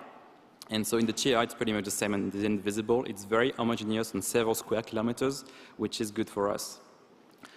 The next thing is that when you want to use a site for vicarious calibration, it's good that it's accessible and that you can actually see it and there are no clouds. And fortunately, in continental France, it is the place where there are the least clouds throughout the year, and so it means that it's still a good choice, and that's both for any optical data. On the right-hand side, you have a climatology of precipitation and air temperature to show you the usual condition on the site. And so in the winter, the air temperature is from 0 to 10 degrees or so, and in the summer from 15 to 30 degrees. Here is, here is a small time lapse of when we installed the mast last year. So it was a lot of trouble, actually. We have, so the new mast that we installed is a 9-meter pneumatic mast, which has 5 different sections. It is fixed on the ground with some guidelines. We had a big of trouble installing pickets in the ground. So at first we started with like 80 centimeters pickets. We couldn't fit them in the ground, so we went back and forth several times to the shop in order to get actual pickets that would work. At some point we managed to erect the mast throughout the day. You can also see actually on the side that sometimes, even if it's a good place, sometimes there are clouds, and so it happens, but still, to install it was okay. You can see there are sheep that were just passing by at some point, so it's a live site, but actually the sheep help us maintain the continuity of the site because they're getting rid of the extra vegetation, so we like them. And anyway, so we managed to install the site. It's supposed to be 9 meters, 3 levels of guy wires, and then we can use it to install some stuff on top of it. We had to wait a little bit in order to install the instrument on it, but last December we installed a JPL radiometer that has been loaned to us by JPL, and we put that on top of the mast, which actually is not erected at full height right now, but it will be in the next weeks. You can see it on the picture on the left. We have the other station, which is located about 50 meters away. This is the second mast that you can see on the site. This time you see that, yeah, the weather is calibration grade, so it usually happens. You have the key feature of the JPL radiometer, which are listed there. It's a very highly precise radiometer, which measures brightness temperatures in a large broad band from 8 to 14 microns, and it performs acquisition about every minute at different viewing angles, 4 toward the ground and 1 toward the sky, and both during day and night. And so that's what's already installed so far. What we want to do is to equip the site with additional instrumentation which help us better characterize the site in order to make the most of it. The first thing that we want to do is to install a multispectral TAR radiometer, so a CML C312, which has been already presented in several talks before. And this will help us actually perform some temperature emissivity separation in order to better characterize the emissivity, which is a key point in order to perform decent calibration. We also have several other aspects that will not be used as permanent tools, but that we can still use. So we have like a thermobuttons in order to validate the temperature that we'll be measuring. And we have also decided to build an emissivity box in order to characterize the emissivity on the field during field campaigns at several locations throughout the site. Here at the bottom you have like the specs of the CML radiometer that we will install. The one we bought has 5 narrow bands, so they are close to Astor bands. And we have also one large band that will be consistent with the one from the JPL radiometer. And so we want to use these 2 instruments together in order to use the strength of each of these instruments together. However, there are still some stuff to organize in order to make this instrument robust enough to be left on the field for a long time. And so it's not totally autonomous yet, but it's on the way. Here are the records of the brightness temperature since the instrument has been installed mid-December, so it's been running smoothly since then. So this is the brightness temperature measured at the 30-degree viewing angle. We have a measurement every minute and 15 seconds. You can see like the high-frequency spikes are showing the diurnal cycle of the temperature, and then you get like pretty much the weather and what happened during that period of time since the installation. So now what we want to do with this data in order to perform CalVal. So I have a schematic of how we're using the data. So we are taking the raw data coming from the JPL radiometer, so both the ground and the atmospheric data. The ground data gives us the upwelling radiance, but what we want is surface skin temperature. In order to derive it, we need to make some assumptions of the surface emissivity first. And we do that so far by using the NDVI method. So we have the Vernier station, the RadCalNet station right next to it. We can derive the NDVI. We can then derive the proportion of vegetation and soil, and then we can get soil and vegetation emissivity spectra that we average given the proportion of vegetation. That gives us surface emissivity. In order to derive the skin temperature, we also need to know the atmospheric condition and especially the downwelling radiance. There are two solutions for that. The first one would be to use the JPL radiometer sky measurements. We are not using it so far, but we'll look into it and see if it's an asset or not to do that. Right now, we're using ERA5 data together with radioactive transfer in order to calculate the downwelling radiance. And now we have no more unknowns. We can derive the skin temperature. So if we have surface emissivity and surface skin temperature, then we can actually compare to the level 2 products from any satellite with the LSTE products, and that yields us like level 2 product calibration and validation. If we go forward and perform the forward calculation in order to go back to TOA, so for that we need the same atmospheric data that we get from ERA5, and together with the geometric information for the satellite acquisition and the satellite spectral bands, together with radioactive transfer, would give us the TOA radiance, which we can then compare to the satellite measured TOA radiance, and then we perform CalVal, but at the level 1. And so in the next slide, I have results showing some level 1 calibration and validation for EcoStress and Landsat 9. So this first slide is about EcoStress. So we use Collection 2 radiance product for EcoStress. And here you have, for the 3 different available spectral bands, the difference in brightness temperature between the measurement by EcoStress and the TOA brightness temperature that we simulated using the station. And you can see that there is overall a very good consistency. So for band 2, there is a 0.8 degree bias. For band 5, a 1 degree bias. And for band 4, almost no bias, less than 50 millik's. And so overall, it's very good. And you can also see that the standard deviation is quite limited, so about 0.4 to 0.6 degrees for band 5, which is actually very encouraging since it's only like very first results. The processing is not really refined so far. And we have, even if we have, right here, we have 13 matchups, we expect the results, well, we would like to confirm this result with additional matchups in order to see whether they're actually consistent and can be repeated. But overall, it's quite good results. We did the same thing with Landsat. Unfortunately for Landsat, the revisit time of 16 days and the cloudy period during the winter is not very favorable in order to get a high level of matchups, but with time it will come. We only have 3 matchups, but so far the consistency is quite good. We again have a consistency less than 1 degree, so it's decent. But of course it needs to be confirmed with a larger number of matchups.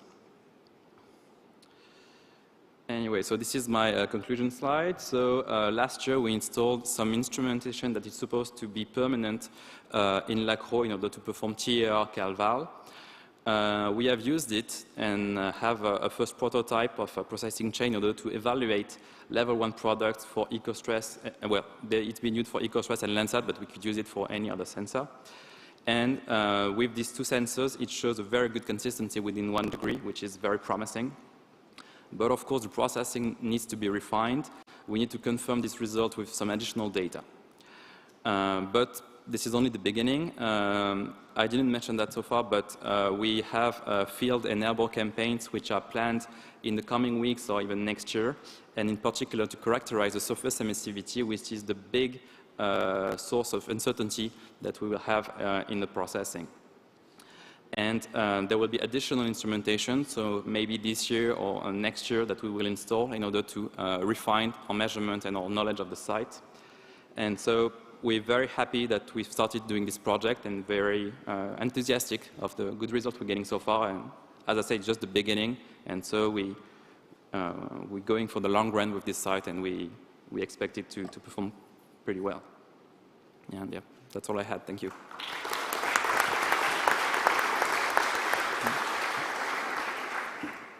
Okay, very good. Thank you.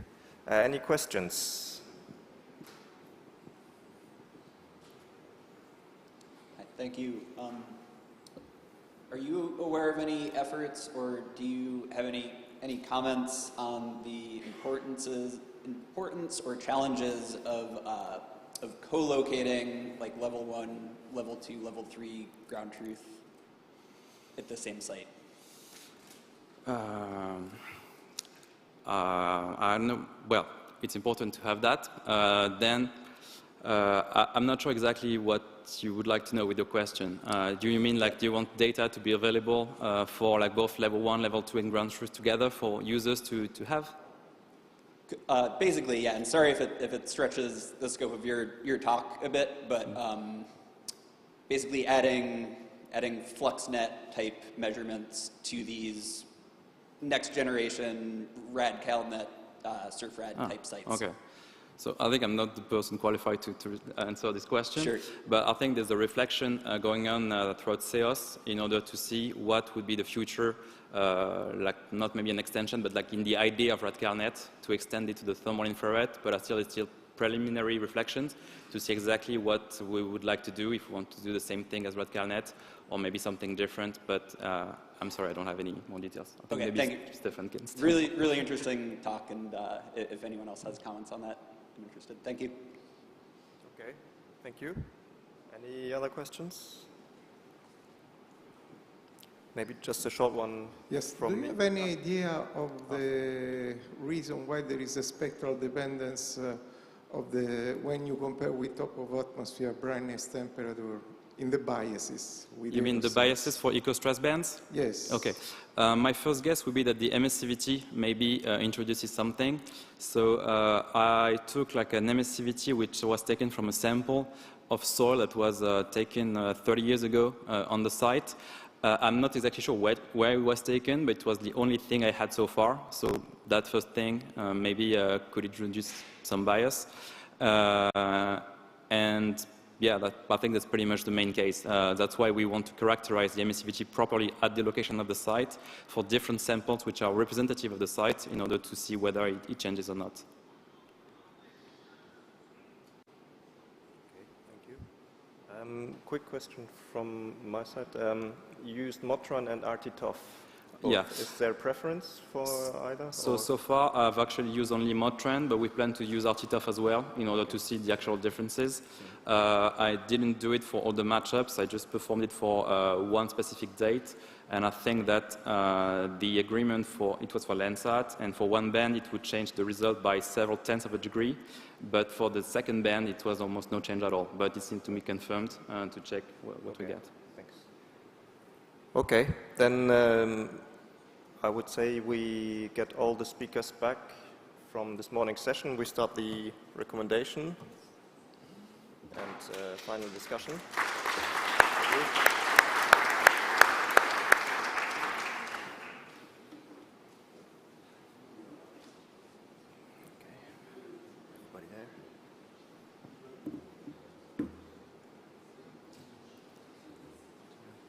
Okay, so any burning questions from the audience side for this morning's session?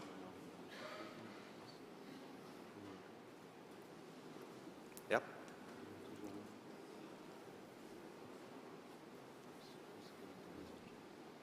The question is for the first speaker, Vincent. I understand the intention that you're looking at the visible near shortwave infrared to sort of predict something about the thermal infrared. Now, if there is a relationship, machine learning, one way or the other, will find it. But I'm wondering if there is a physical basis for that assumption, because the biggest problem is the quartz in the bare ground. Any green vegetation, healthy green vegetation, has an emissivity that's close to 1, but as soon as you see ground, soil, you strongly depend on the quartz content. And the quartz will, especially in the 8 to 10 micron range, will have a huge influence, and you cannot characterize the quartz with the shortwave infrared or the visible near infrared. So do you have an idea of why this should work, that you're looking at the shorter wavelengths to predict something about the emissivity of the longer infrared? There is no physical proof if there is a link, but there is a lot of study who estimates emissivity from NDVI, so it proves that there is a relation. And with the gain with the machine learning is that we input a lot of data and we can perform a learning which is not possible with a simple index. And with the add of modelizations of sail, you do a link with the field measurement on top of canopy or pixel estimation of the reflectance. If you have a lot of case with, we can imagine such a modelization with a complex model, 3D, such Dart or Thingsto. And if we have a complex database, we can learn such relation, even if physically there is no dependent relation between visible and thermal.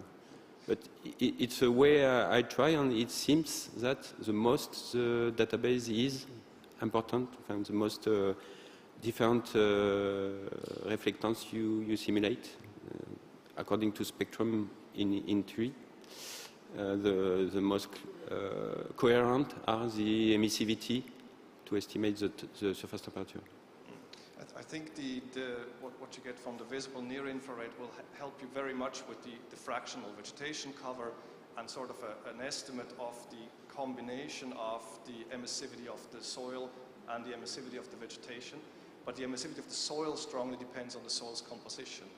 And I think that's the part that's really hard to get out without actually having measurements of the soil emissivity. Yes, it's why it's needed to introduce a lot of measurement of soil and in different humidity, in different texture, and different sound. Thank you. Maybe I can just also add to that a small question related to that. You mentioned in your final slide that your work, basically the emissivity database, still needs to be validated, also in the conclusion sites. And I was wondering how you intend to do that. And the validation, it's the last slide. I have no plan to validate, because maybe you can validate with in situ data during the campaign. But even this in situ data, the temperature you can measure at the soil need a knowledge of the emissivity to estimate an accurate temperature. So the approach is to look at the standard deviation of the 4 temperature estimated by this method. If the 4 temperature are similar, it's the proof that the 4 emissivity are near to the good, the right spectrum, and we can quite affirm that if there is no bias between the 4 temperatures, that the 4 emissivity are good and are realistic. maybe we have to increase the in-situ measurement too. Yes. Thank you. Any more questions? Yep. Hi, this is a question for basically all the group. And I was wondering, so these calibration sites would be very useful to use by companies, for example, if they want to provide useful products. What do you think would be the preferred approach by people running the sites or organizations running the calibration networks for companies to get involved in this and to being able to profit from it?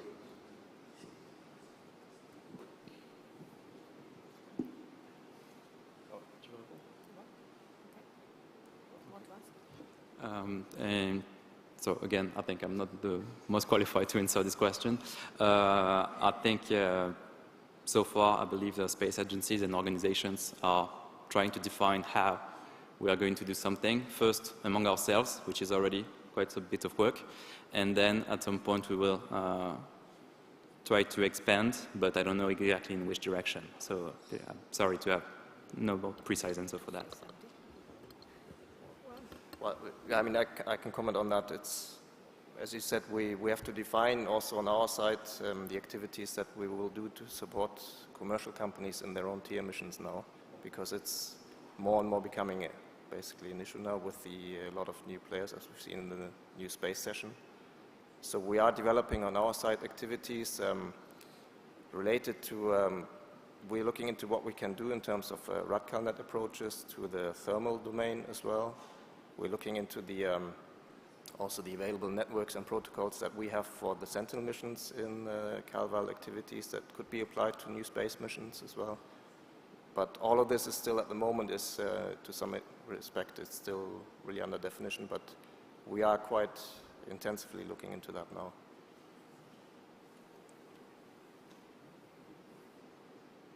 Okay. Any more questions?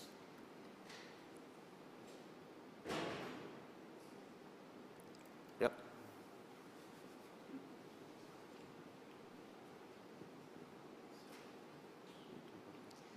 Hi, I have a question about the summer school you mentioned. Could you elaborate a bit on that? What will be the program? I mean, because you said it's about calibration validation, but could you be more specific in what program for the students is going to be? Thanks. Yeah, I'm trying to be a little bit more specific about the summer school, but personally, I'm not organized the summer school. If you wanna know more about the summer school, you can contact Massimo Musacchio from INGV. And so basically, the summer school will be located in the Sardinia, the Stagno Sale Porcus, and will be collected all the kind of measurements that I show in my presentation. So from the F-tier to spectral signature with field spec and all the kind of ground measurements that can be taken in the field. Maybe. Well, I just can say that the aim is to teach to the students how to use the instruments in the sites and understand what are the main say data that can be retrieved and used. So it's a learning between instruments and retrieval algorithms to simulate satellite data. But as I said, you can look at the program. Yeah, it's online, I think. Yeah, it's online.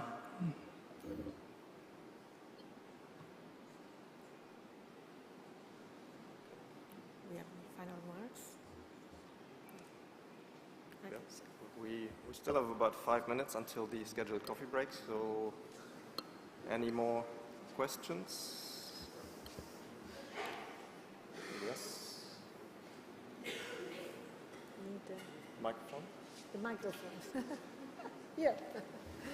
Thanks. Thank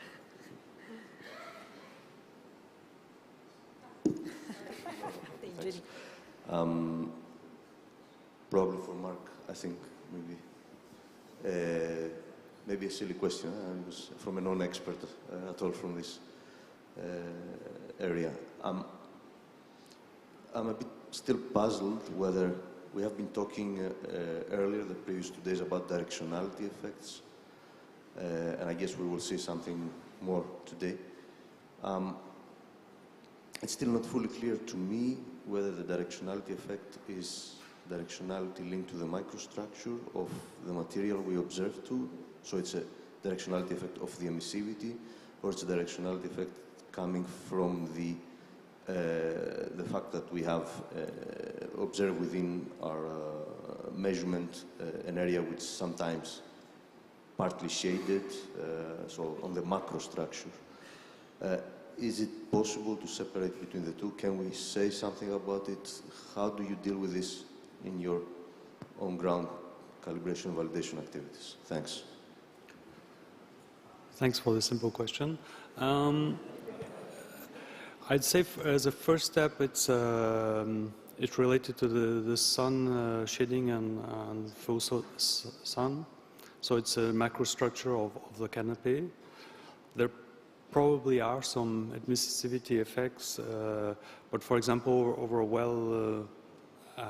well-grown canopy where you have vegetation, normally the emissivity is relatively stable, which is why I think it's more of a macro structural thing. Then your question, how do we separate the two? We already have a lot of difficulty just measuring emissivity in the field, so to be honest, I don't have the answer directly for that. Maybe someone else? No. Sorry.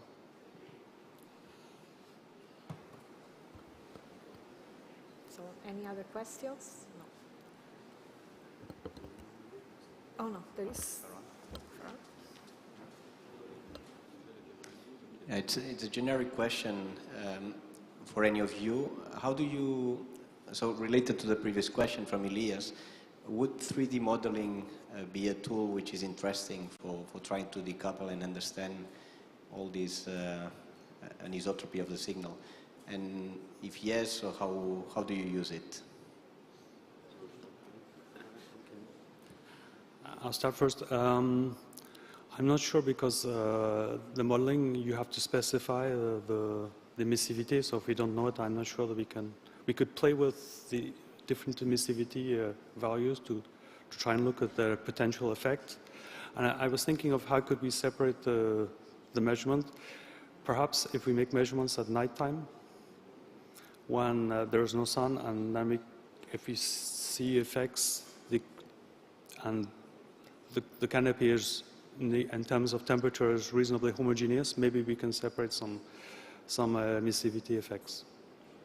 So I don't know if that answers your question, but there's some possibilities. Thank you. Thank you.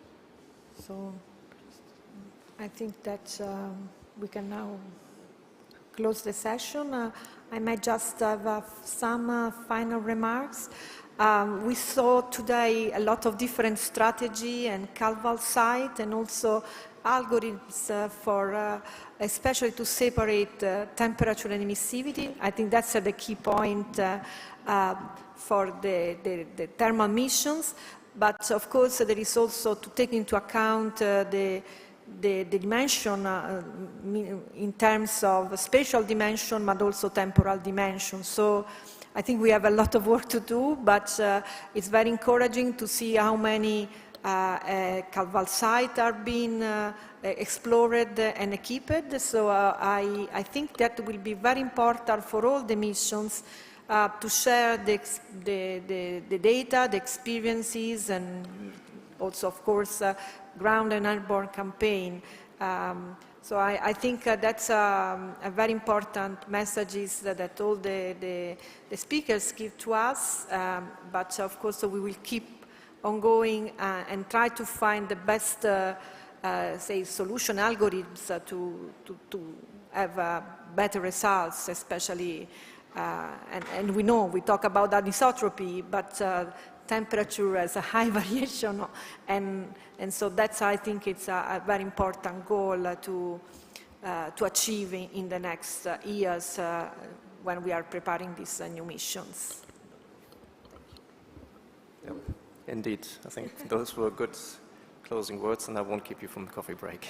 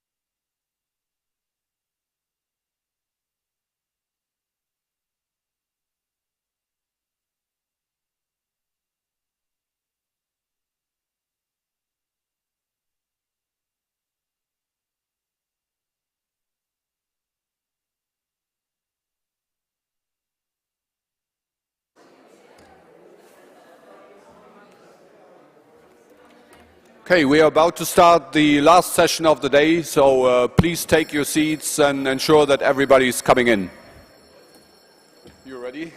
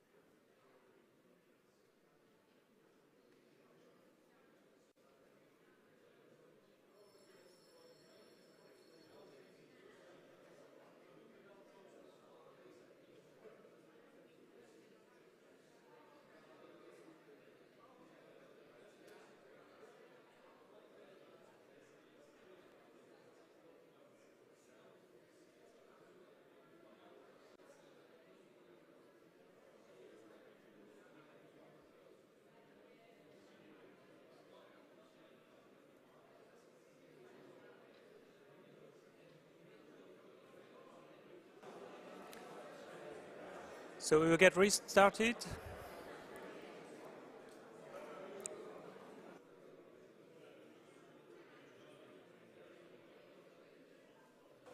So we start the next session, Calibration and the International Joint Airborne Campaign. I'm Marc Irvin from INRAE in France, and I'm working on the Calva, as some of you have seen earlier. I'll pass the mic to Dirk. Yes, good morning everyone. My name is Dirk Schüttemeyer from ESA ESTEC. I'm managing the airborne components at ESA, and we are very much looking forward to this session today. You want to announce the first one, or you ready? So the first talk will be applying lessons learned from Landsat 8 and 9, thermo-infrared sensor calibration for future thermal missions. And we're beginning with Brian Winnie. Thank you. So it's been nice over the last few days to see all the uses of the data and applications.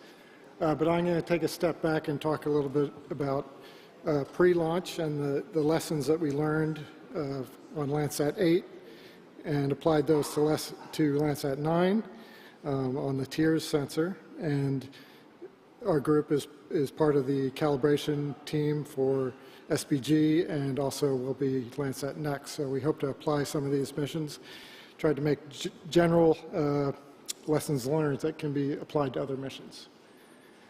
So quickly, just some Landsat basics. Landsat 8 and 9 were launched in 2013 and 2021, respectively, to continue the over 50-year legacy measurements from the Landsat program. They're in very similar orbits, but 8 days out of phase. The two platforms have nearly identical instrument builds. The Operational Land Imager, or OLI, which is a visible SWIR instrument, and the two-channel thermal sensor, TIRS, which has channels at 10 and 11 microns, basically. TIRS is a push broom instrument, or whisking push broom. It has a rotating scan mirror, so it can look at Earth view and looks at the black body and deep space periodically. It has 3 detector arrays, and like it just said, 2 channels. And it does an onboard calibration before and after every day-side Earth interval. The pre-launch TIRS was designed, built, and tested at NASA Goddard Space Flight Center in Maryland. And we had the advantage on Landsat 9 in that a number of the key personnel were holdovers from Landsat 8, so we were able to, as far as the calibration team, we were able to make the processes more efficient in the thermal vac testing for Landsat 9, because we learned a lot about how the calibration equipment worked on Landsat 8. Some of the main improvements on Landsat 9 TIRS in terms of the design changes were additional baffles to reduce the stray light that was found on Landsat 8 TIRS, and I'll show a little bit more on that later. It also had expanded electronic redundancies to avoid single point failures. We characterized TIRS at all different levels: component level, subassembly, instrument, and spacecraft level, following the general NASA philosophy of testing as you fly and fly as you test. So we performed extensive calibrations of radiometric, spectral, spatial, stray light, etc. To do this, we had the calibration equipment that we used was a custom-built source. It had two sources, actually, a flood source, which was a full aperture black body that could be moved into place to cover the whole field of view, and then a steerable, a smaller source that had different target wheels so we can image different targets onto the focal plane, and that had a steerable mirror so we could point it wherever we wanted. And this was all mounted on one platform with the instrument and put into the chamber. Okay, so some of the lessons that we learned when we were working on Landsat 8 is that you're never able to predict when your sensor is going to misbehave. So if you shortchange your pre-launch sensor calibration and characterization, you're going to induce some risk into your on-orbit data quality and ultimately on your mission success. So, there's always pressure from above to reduce your pre-flight and calibration, because that can help reduce costs and help your schedule. But if you want to be able to understand any on-orbit sensor behavior that you see, you need to do a comprehensive characterization, and particularly for when anomalies. So this is an example for Landsat 8 TIRS. If you're familiar with how TIRS operates, it uses a single detector row on its focal plane.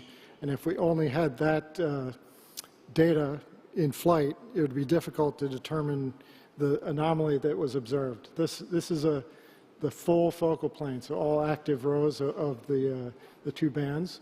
And we characterized it pre-launch with our sources and then on orbit with the black body, and we noticed there was this dip in the performance.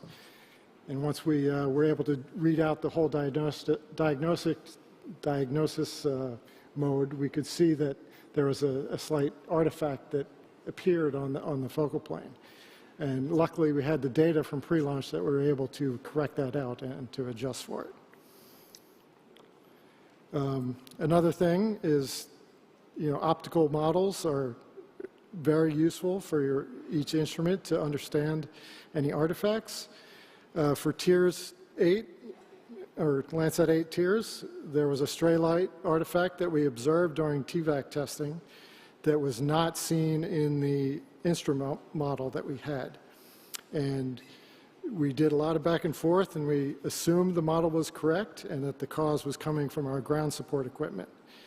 But once we got into orbit, we learned that that was not true, that there was still some stray light. So we had to do a number of extra effort in order to fix that problem with software.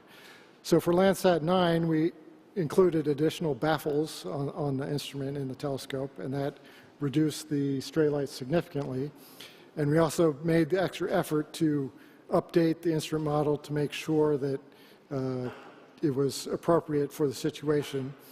And we did an extra dedicated component level TVAC test to investigate this stray light. In this figure, you can see these are the model predictions of where we should see stray light for TIRS. And when we did our TVAC test on the component, we kind of matched those predictions. So we were very comfortable with our instrument model at that point. So it's important that you trust but verify your instrument model.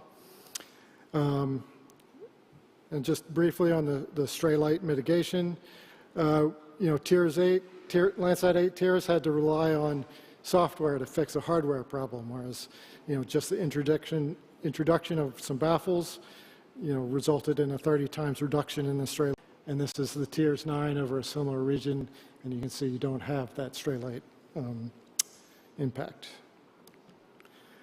Beyond the radiometric performance, which is critical for mission success, it's important you do other characterizations such as spatial, spectral, etc. In terms of spatial, it's important for understanding the small-scale features and when we're talking about harmonizing instruments. So the TIRS spatial performance requirement was specified in terms of edge response or edge slope. So typically this is done with a knife edge technique, but the target we were planning to use had some vignetting issues, so we had to adapt and be flexible and used a circular target, developed a technique using cross-sections of the circular target as it moved across the focal plane to populate the edge and derive that metric. Luckily it worked, and we were able to verify that TIRS 8 and 9 have generally the same performance in terms of spatial. Once on orbit, it's a little bit more challenging to kind of get this metric. So for Landsat 8, we developed a technique using coastal desert regions, coastal regions, to see if we could get a similar edge slope response. And so we looked at different coasts in the Middle East. So this is an example in Oman. So the similar bands, Landsat 8 and 9, and we were able to get a metric that agreed pretty well with the pre-launch stuff. So that gave us confidence that nothing had changed on orbit. Initially we just used a single set of 50 rows along a coast for Landsat 8 just to prove it worked, but we've since been more recently working with the Landsat 9 data to use multiple areas along a coastline. And then this is another example where you can choose different coasts with different orientations, and that should be able to get you the assessment of cross-track and along-track directions for the sensor. So this just shows that I can't remember whether this is long or cross-track, but the response shows that it agreed pretty well between the two. And more recently, as part of getting ready for SBG, we tried to apply this technique with ecostress data just to get some practice, because it's going to be similar to the SBG instrument. And so although it is a little bit more noisy, it does seem to work. It's a little challenging. We got to figure out the orbits are slightly different since it's on the ISS. But we think once we fine-tune some things, we should be able to derive similar metrics to what we do for TIRS. Okay, and this just shows, you can use it as a trending. You can see this is all Landsat 8 data going back 10 years, looking at different coastline areas, and then where Landsat 9 comes in, and I threw on the ecostress points. They all agree pretty well for edge response. Okay, and then the last kind of lesson is you need to leverage any opportunity you can for sensor characterization. There's been a lot of talk about harmonizing all the various instruments, LSTM and SBG and Trishna. And one thing that Landsat 9 did as it was maneuvering into its final orbit was to do an underfly of Landsat 8. So we were able to get several days with co-located and coincident Earth view data. And this, it's basically a free way to, well, free is in terms of part of your launch process. As you're moving into orbit, you can get a quick check on the sensor performance and collect data over a range of different surface types and conditions. And you can also coordinate ground and airborne campaigns to increase the value of the underfly. This was for Landsat 8 and 9. This was predominantly done for the OLI instruments, for the visible and SWIR instruments. We did campaigns in the deserts of western U.S. But we've been looking at if we can incorporate this for the TIRS the thermal instruments that are coming up. We did a quick look at some TIRS data, and if you have a fairly uniform surface to, you can avoid some of the pixel mismatches that you get. So this is over the ocean off the coast of Mexico, I believe. You can see for the band 10, basically the agreement in that area is almost perfect. Slight bias for the band 11. I don't know whether haven't sorted out whether that's because of slight bandpass differences between the two, but in general the agreement is pretty good for the two instruments, which was encouraging. So we're going to refine this method, look further at the data set we have to see if we can come up with a way to use this particularly for SPG. And I think, okay, so just kind of the take-home message is, don't shortchange your calibration and characterization at pre-launch. You kind of do everything you can, do more than you can if possible, because it'll benefit you in the long run. Instrument models are good, but you should verify their predictions. Don't just blindly believe them, and leverage any opportunity to gain insight on your sensor. Thank you.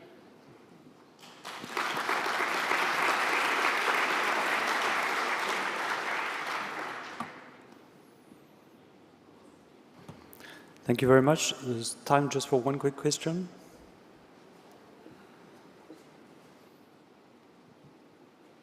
Thank you. I'm interested in the spatial aspect you were showing. I'm not quite sure how to interpret your slope edge and full width at half maximum in practice. So if we were to observe a step change scene, what should we expect to see? Better spatial performance will be a sharper edge. So the edge, in terms of, with the current performance, how much blurring would we expect to see in such a case?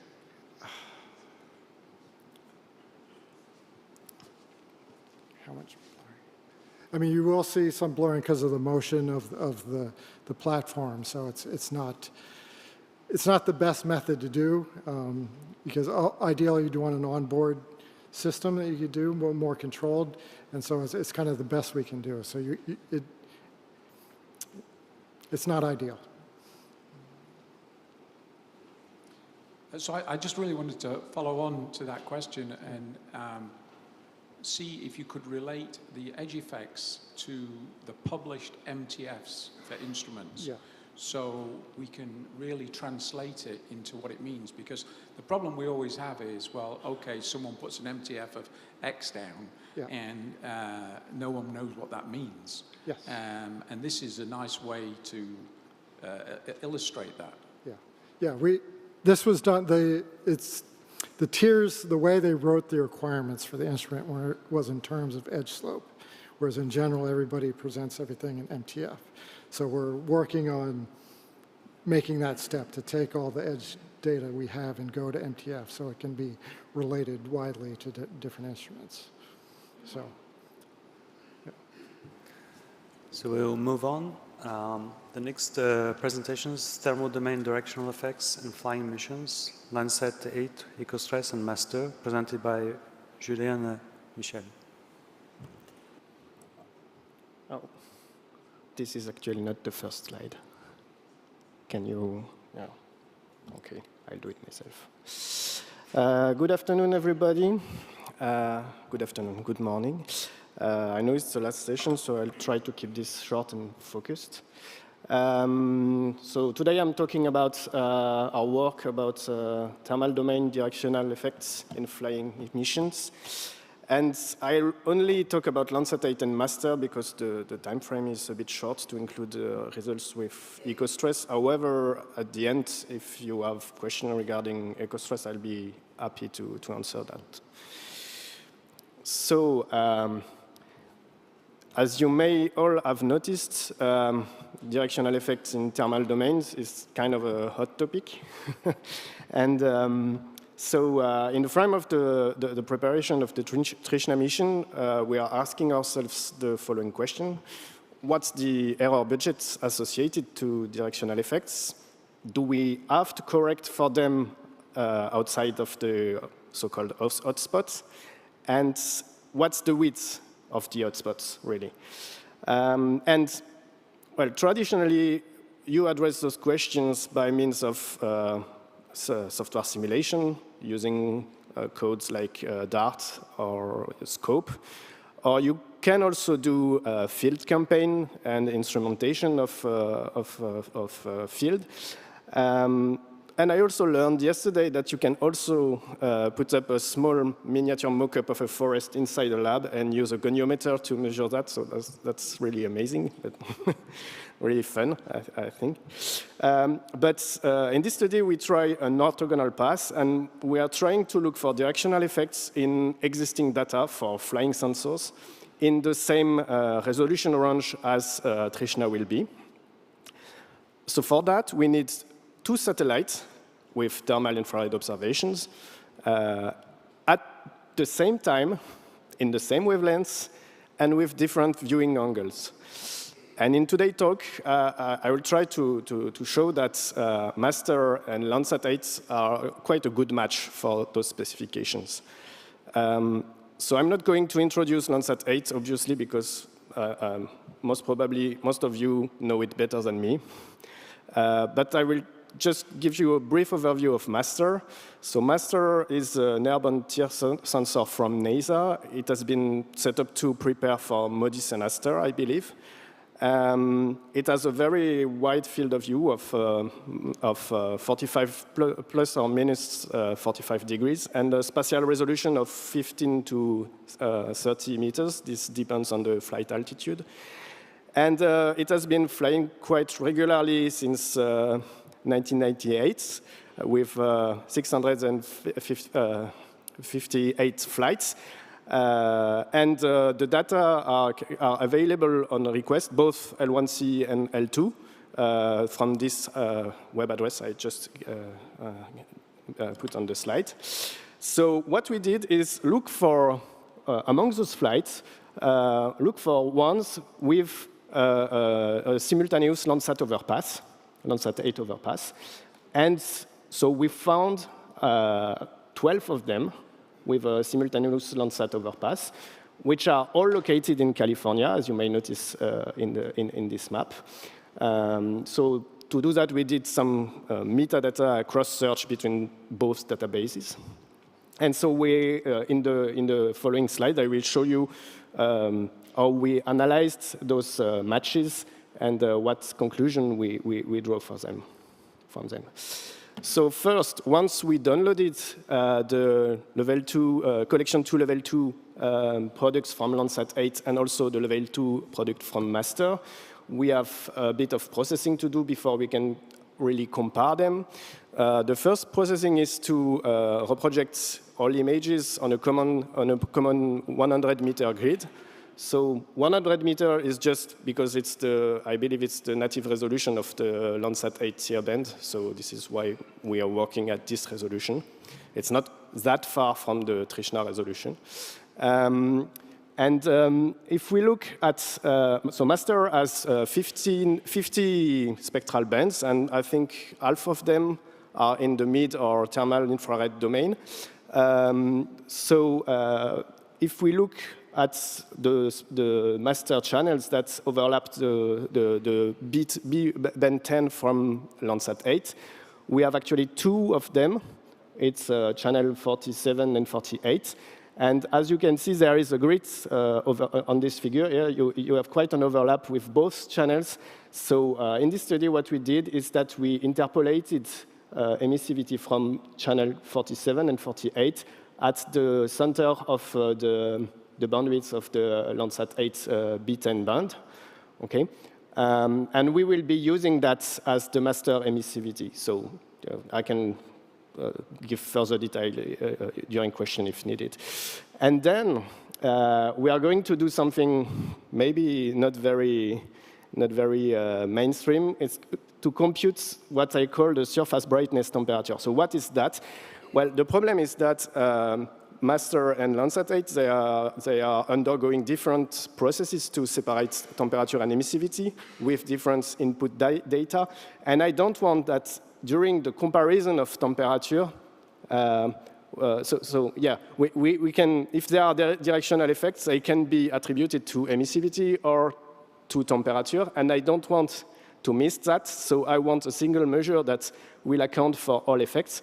So this single measure I use is surface brightness temperature, which is actually the temperature of the pixel with an emissivity of 1 that would emit the same surface radiance. So the formula is here, okay?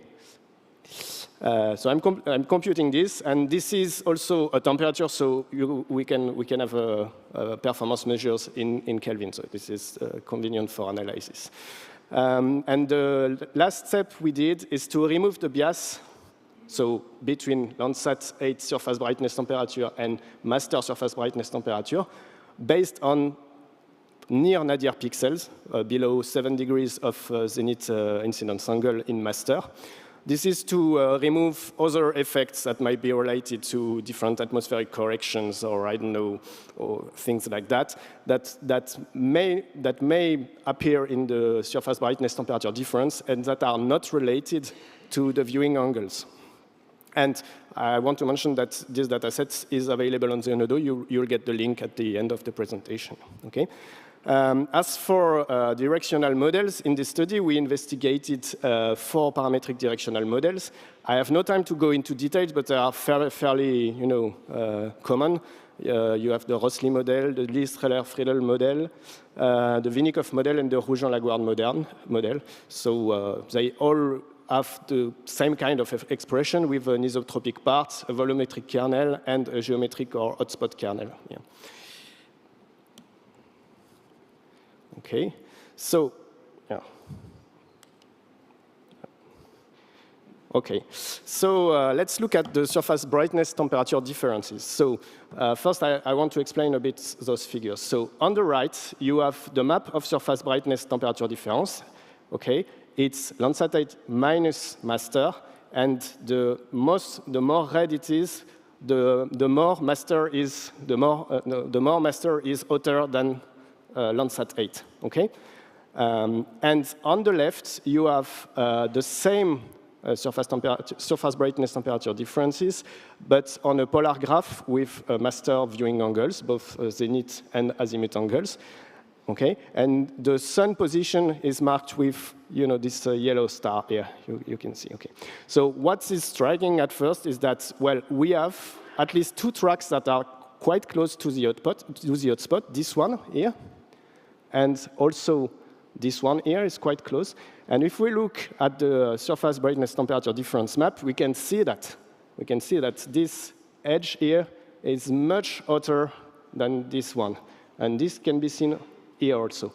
But if you look at the other that are further away from the hotspot, you can still grab some directional effects. Here you can see there at the center, it's hotter than on the edges, and if we look, this can be seen here. Okay, so apart from track 4 and track 10, which have very weird difference pattern, and I believe this is not related to. I believe that there is something, maybe strong wind or something that impairs the difference here. Other tracks actually exhibit quite strong directional effects. So this was qualitative analysis. Now, if we look at quantitative analysis, this is how it goes. So on the left, you have, this is the difference in surface brightness temperature, okay, expressed with respect to the signed view, master signed view zenith. So signed view zenith is just, it's view zenith, but on the right, positive sine view zenith, you are toward the sun, and on the left, negative the view zenith, you are opposite to the sun. Okay? So here, on this graph, you have the red dotted line is the mean difference, and this is the 1 plus or minus 1 standard deviation, this solid red line. And the blue dotted line here is the field of view of Trishna. Okay? And if we look at the amplitude of those directional effects within this field of view, we can see, so this is what we get at minus 40 degrees. This is what we get at 40 degrees. This is the minimum of the dotted, the mean curve here. And so from that, we can derive the amplitude of the directional effect. And we can see that for the track 12, which is close to the hotspot, we have nearly 5 degrees of effect. But for the other tracks, it's still not neglectable. With most of the time more than 1.5 degrees or even a bit more. Okay? And what you can see here is that this track, which is very close to hotspot, it has like a smooth linear trend. It's not like something happens in the hotspot and then far away. It's really, you know, it's really progressive and linear. Okay. So now we have kernel parametric models. How well do they model the observed anisotropy? So this is what we have on this left figure. The scale here is expressed in surface brightness temperature difference in %. This is just because those models are multiplicative, so it might be easier to interpret them as you know, a percentage of error in percentage. Okay. So this is in the full master field of view. So in the full master field of view, the track 12 is nearly 6 degrees of directional effect between this end and this end. Okay, and we can see that generally, if we fit those models on each track separately, they are modeling quite well the anisotropy, except from the Vinnikov model here that seems to fail to get, you know, the sun-gleam parts or scattering parts of the anisotropy. But on the overall, you can see that all the model managed to bring back the amplitude below 1K. So this is quite interesting. Okay, but this is not practical for operational use because we never get, you know, reference data to fit a model on each track. So what if we fit models, those models on all tracks except for track 4 and 10, which are a bit weird, so we excluded them for the study. Well, we can still manage to fairly reduce the directional effects. What you can see is that there is no obvious winner in the models, except from the Ross model, which is never the best model, so that's a clue. And sometimes, for instance, here that's track 4. I'm not talking about it, but okay. So this is what we would got if we fitted the models on some reference data and then use it operationally.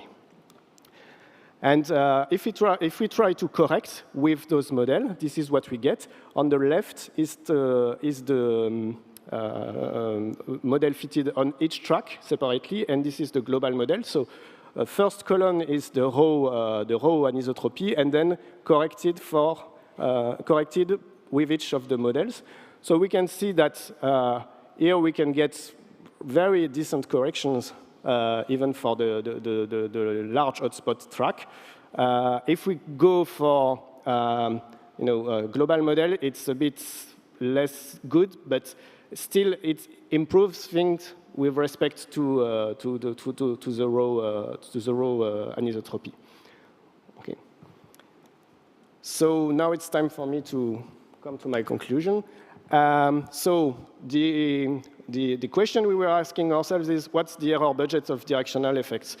Well, we saw here that we have up to 4.7 Kelvin in Trishna field of view, but this is for California landscape at 10:30 a.m. within the band 10 of Landsat 8 wavelengths. So let's not generalize too much those conclusions here. And do we have to correct for directional effects outside the hotspot? Well, we have seen that we see that there are effects even far from hotspot condition, and then if we use local models, we get below 1K, and if we use globally fitted models, we can still go below 2K, so that may be interesting. And last, what's the width of the hotspot? So these are so BRDF of the global model fitted on all tracks. And so we can see here, it's expressed in surface brightness temperature variation in percent here. So we can answer this question by measuring here the width to a given specification. And last, I would like to mention that this work is currently under review in remote sensing of our environment, but I put the preprint online, so if you want more details, you can go here and find the paper. Thank you.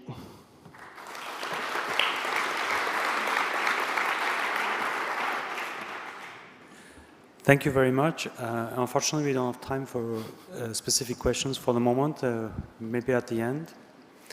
The next speaker is a talk for first results of the Calaval activities for Landsat 9 Tier 2 at the Valencia test site, presented by Martin Pereiro. Okay, thank you.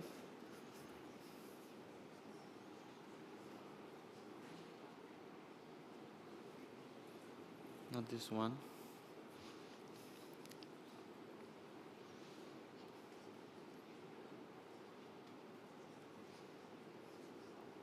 It's not working.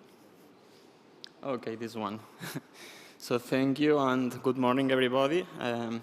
First of all, thank you to the organizers for inviting me, or not for inviting, but for the opportunity of giving this talk.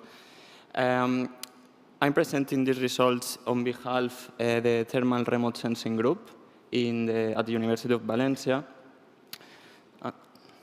This is my introduction. So basically, we want to do Calval activities for Landsat 9. You know Landsat 9, more or less. There have been a very nice presentation at the beginning of this session. So simply have in mind that we have two thermal infrared bands, band 11 and band 10, with a resolution of 100 meters, but they are resampled to 30 meters.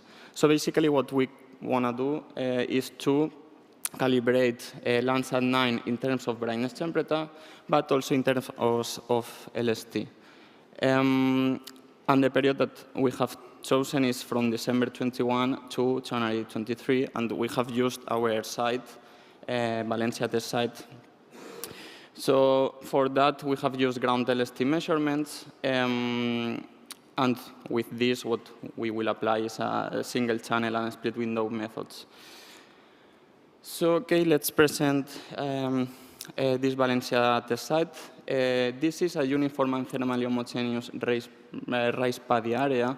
It's very close to Valencia, and we are like 45 minutes by car from our offices, so this is very helpful because we can decide the same day if we want to go to measure or not, because our idea is to first do this Calval by using transect measurements. And we have a lot of experience doing that. There are a lot of studies for other satellite sensors. We have publications since 2005. And one of the main features of this site is that as it is a raised paddy area, we have three different covers depending on the phenomenology of the rise. We have full vegetation cover, bare soil, and also flooded soil, depending on the months. Also, although Landsat 9 has a revisit time of 16 days, we are very lucky because this site is covered by two paths, 198 and 99, as you can see in the right photos. So more or less, we can go to measure to this site once a week if we are lucky. So what are we doing there? As I said, we prefer for this first CalVal study measurements along transect. For that, we use the Thimmel electronic multiband radiometers that have been explained in a lot of talks before. And basically, with radiometers, we calculate the surface radiance. We have achieved a total of 17 cloud-free days from the period I've said, from December 21 to January 23, basically it's to 2022. And we also have in the site a fixed station that it's working and it's acquiring data. At this point, we haven't used that data, but it's something that we can do.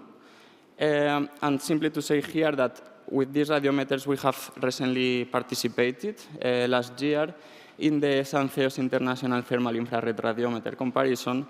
We got very good results in that intercomparison, so we are very confident about our ground measurements with the radiometers. So, okay, we have the ground measurements. So, the methodology we apply is basically the main character of this methodology is the radiative transfer equation. We want to calibrate on TOA, but we also want to calibrate in terms of LST. So we will use this radiative transfer equation to go from bottom to top and vice versa. And we will apply single channel corrections. Also, as we have two bands, we can apply split window algorithms, and I will show some results about them. Of course, we need some ingredients for this methodology. The first one is the emissivity. As we are measuring or using this site for a long time, we have very under control these emissivities. There is a very nice paper from 2018 where this calculation are explained. We use different methods depending on the land cover. For berry soils, we use TESS, box method for full vegetation cover, and in the case of water surface, we extract the emissivity from the radiance, surface radiance. We also need to simulate the atmospheric conditions because we need the transmittance, we need the atmospheric downwelling radiance, and also the upwelling radiance. For that, what we use is to use the NCIP atmospheric profiles, and with these profiles, we use Modtran to simulate these parameters. So, okay, we have everything, so let's start with the results. The first results I will show is the results on the top of the atmosphere. So basically, we take our ground measurements and take them up to compare with directly with the Landsat acquisitions. So here we have the results. We have used the level 1 product from Landsat that contains the information for both bands, 10 and 11.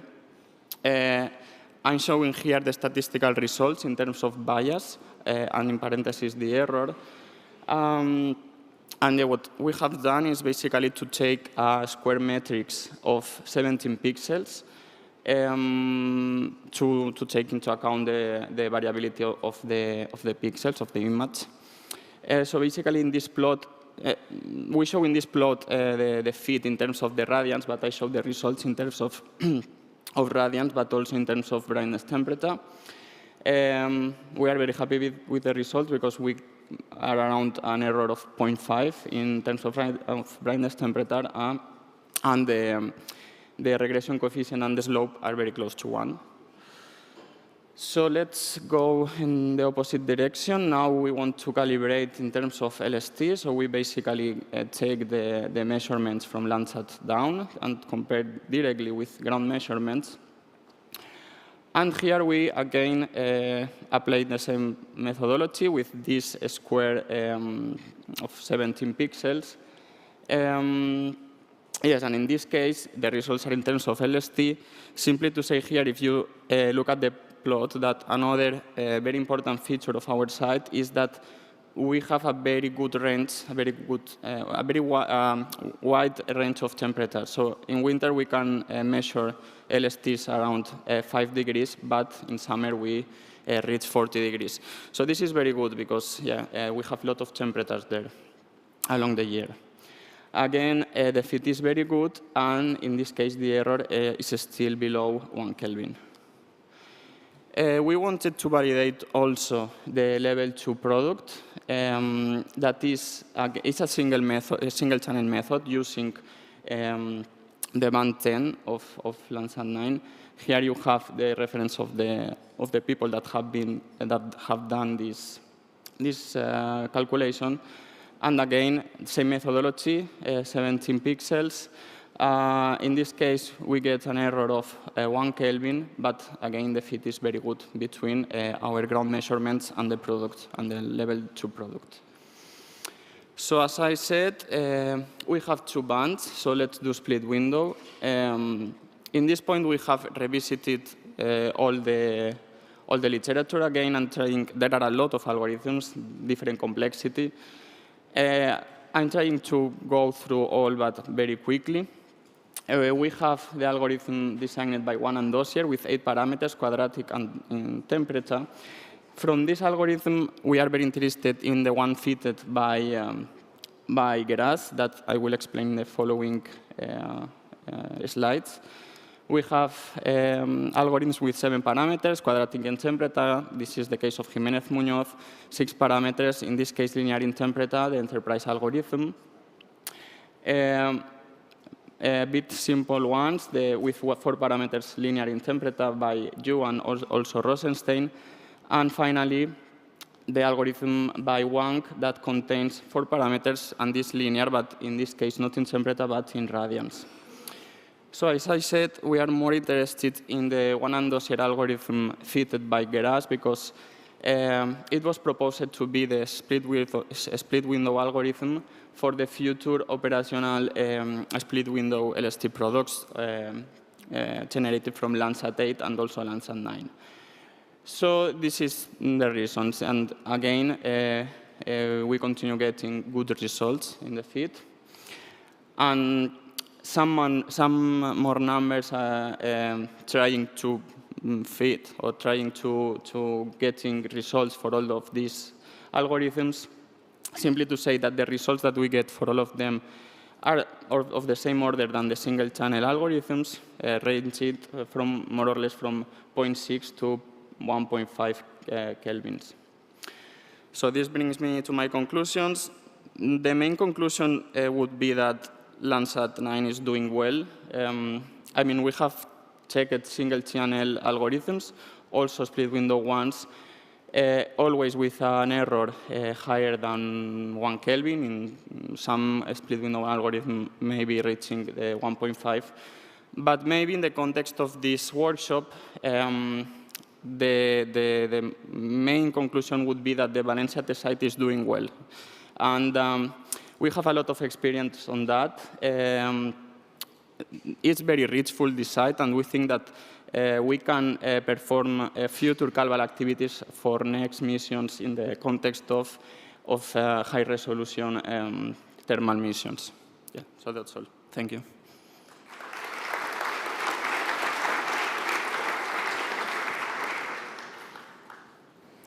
Thank you very much. We have time for 1, maybe 2 questions.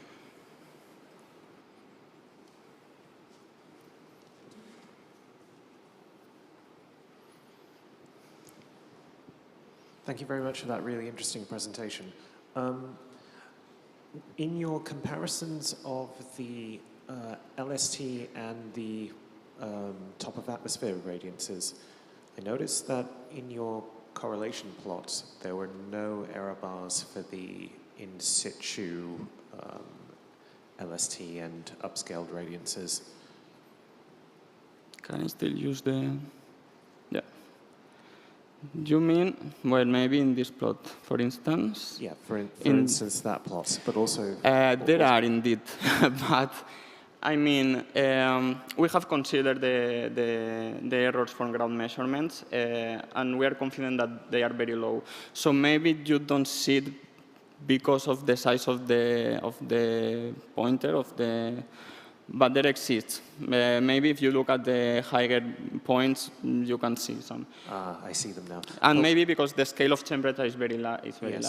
But then also the radiances, when you compared them, the top of atmosphere comparisons that you did, were there error bars for those plots too? Sorry, can you repeat? The earlier results that you had, where you're only considering the radiances. Yes. Directly the radiances acquired by Landsat, you mean? Sorry? The radiances acquired by Landsat on top atmosphere, you mean? Yeah. This one? Yes. So how did you work out the simulated radiance uncertainty? Is there a full characterization available? The atmospheric radiance. Yes. The inputs we need for converting our ground measurements to. Yeah. For that, what we have used is density profiles with Motran. We also calculate or measure in situ the downwelling irradiance with our radiometers. But for all the rest, we use Motran with the density profiles. Okay. Thank you. So finally, if there are other questions at the end, so that we can move on. Okay. Thank you. The next talk is validation of thermo-infrared satellite measurements using automated validation sites. You probably know the next presenter, Simon Hook.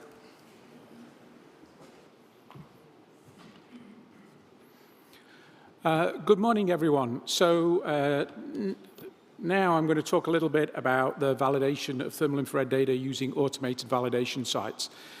The idea for these automated validation sites sort of came about, I don't know, 20 or 30 years ago. And we decided to put a site in Lake Tahoe. And we put that in, I believe, in 1998. And it's been operating since then, getting data every 2 minutes. So it's quite a long record. And someone actually that I was speaking to referred to it as a climate record in of itself. So if we can keep these validation sites going long enough, maybe we'll be able to produce a few of our own climate records. So this is what I'm going to talk about today. First of all, I'll say a little bit about the motivation, not very long, and then I'll get into the validation methodologies, the site descriptions, how we go about making sure that our radiometers are calibrated and validated, and then show you some results and talk a little bit about what we plan to do in the future. So just by way of motivation, I like to show this slide. It just shows you a few examples of how the temperature data or the emissivity data can be used. The first example looking at ET, the second example looking at lake temperatures, and then surface energy balance and urban heat islands. And really, I want to focus on the lake temperatures because that's kind of a good example here. When we talk about climate change, we're only talking about a change of a couple of degrees in the next, within 20 or 30 year time frame. So we need to have really well calibrated instruments, and we need those to be consistent if we are going to use them for climate change studies. And so, these automated validation sites really are all about that, making sure that we have a really well-calibrated record, and we will need that to answer some of these questions. So there's really two approaches to validation. The first approach, which is referred to as temperature validation, which basically makes a measurement of the surface temperature at the same time as the satellite overpass, and then forward calculates that to the top of atmosphere to compare it. And then the second approach is a relative approach, and in that approach, if you know the emissivity of the surface, which is not changing, and you know the atmosphere above it, you can adjust the temperature until it matches that of the satellite temperature, and that provides you another way to validate your data. And this other approach, this relative validation, is a good approach to use, and we should use both of these, the temperature one as well as the relative one. And this just sort of highlights some of the differences between the two different approaches. One's a direct comparison, but it requires in situ measurements at the time of the satellite overpass, whereas the other one does still requires an emissivity measurement, but not at the time of the satellite overpass. What I'm going to do now is say a little bit about each of the long-term validation sites. As I mentioned, we have the site at Lake Tahoe, which is shown here. We also have a site at Russell Ranch, a site at Tonsai Ranch, and a site at Salton Sea. And one of the things you've heard during the course of these presentations is that water is really one of the best targets to use for validation because it tends to be very homogeneous and as a result, quite a few people have used water in the past. What's interesting about these two sites, Lake Tahoe and Salton Sea, is you get almost the full range of water temperatures. Tahoe goes down to 4 degrees in the winter, and Salton Sea gets up to above 35 degrees in the summer. So just between those two sites, you have almost the full range of water temperatures, which is quite amazing. But then you obviously also, if we're talking about validating the temperature products, we also want to look at different biomes and things like that. And one of these sites is an agricultural site, and the other is a open forest. So here are some of the characteristics of Lake Tahoe. We have 4 buoys in Lake Tahoe. These have been, as I said, permanently moored there since around about 2000. Each of these buoys has a radiometer on it that we build ourselves and calibrate in our lab ourselves. And we also have a Hytronics on there as well. And then we have some associated med equipment, and it's all solar powered. And what happens is every hour, my computer at JPL calls up each of these buoys in turn, and we download the data and analyze it. And so, just to give you a feel for it, each one of these buoys probably costs $150,000 or something like that. So it's really a large investment, I'm not even sure that now we would be able to get permission to permanently moor things in Lake Tahoe, because these are the only permanently moored objects in the lake. Now, the site also has some other advantages. It's very high, not very much water vapor in the atmosphere above. It's large enough for validating different instruments with different size footprints, so MODIS to 100-meter scale light data that we've been talking about. And we have a lot of clear days. It just so happens when there's storms, they move through very quickly, but we have a lot of validation days, as you'll see. We also have other equipment there, including a total sky imager. This just takes a picture of the sky so we can compare that and see if we've got any thin cirrus or something like that that we're worried might not be showing up in the satellite data. This is the Salton Sea platform, a far less pleasant place to go. We seem to have an awful lot of volunteers to go to Lake Tahoe. We don't have very many volunteers to go to Salton Sea, where they have these massive fish kills. It's incredibly hot and unpleasant. But anyway, it's a very good site for validation. And as you can see, gets up to these very high temperatures that I mentioned before. This is the Russell Ranch site.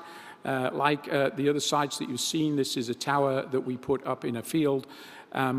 One of the interesting things about putting towers up is you saw in the example from LaCroix how they had guide wires or guy wires. We can't do that in an agricultural setting because obviously combine harvesters would run into them. So you actually have to put in a concrete footing and build a tower and so on. So there are different challenges depending on what kind of thing we're trying to validate. And then this is what the tower looks like at Russell Ranch. In addition to all the temperature measurements from the radiometers and so on, we also have eddy covariance measurements as well, so we get all the various fluxes, so we can look at ET and that kind of thing. And then this is just what it would be like if you were actually on the ground. And you can see straight away when you see where the sun is, where you can see the shadowing, where you can see the hot spot, and so on. So, you know, it obviously does, we do see it. And we see it particularly when we're close to the ground. This is the other site that's in an open forest. This is at the Tonzai Ranch. It's a 30-meter high tower, or about 100 feet. Obviously, you know, here you've got a very different structure, and you can imagine that validating something like this is a real challenge, and you really need to get high in order to be able to get a sufficiently large pixel or footprint that you can get something that's realistic in terms of comparing to the satellite. And in fact, we have a couple of radiometers up there on the Tonzai Ranch. You can see them here. They're at 20 meters compared to the Russell Ranch site, which is much lower, but it doesn't need to be that much that high because the crops don't get that high compared to the forest. And then lastly, I just want to mention these pseudo-invariant sites, or these are these emissivity sites that I talked about earlier.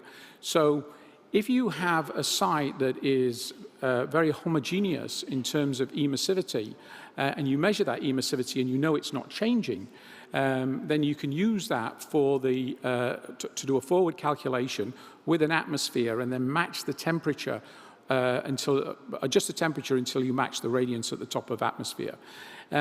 And we came up with this idea, Glyn Hulley and I, several years ago. And one of the sites that's really interesting here is to use are sand dunes. Because the thing about a sand dune is that, you know, all the particles are really well mixed together. And it's a really consistent value. So you can take that sand dune, or some of it, measure it in the lab, get a really good emissivity for it. And so we've been using these sites for many years, and this is also a really good approach for validation. Now, obviously, we take the calibration part of things very seriously, and so we put together a lab setup, and you can see that lab setup here. If you look at it, basically on the left-hand side, let's see if that works yet. On the left-hand side here is a black body, and this is a water-cooled black body, so it's a big wedge inside here, which is the black body.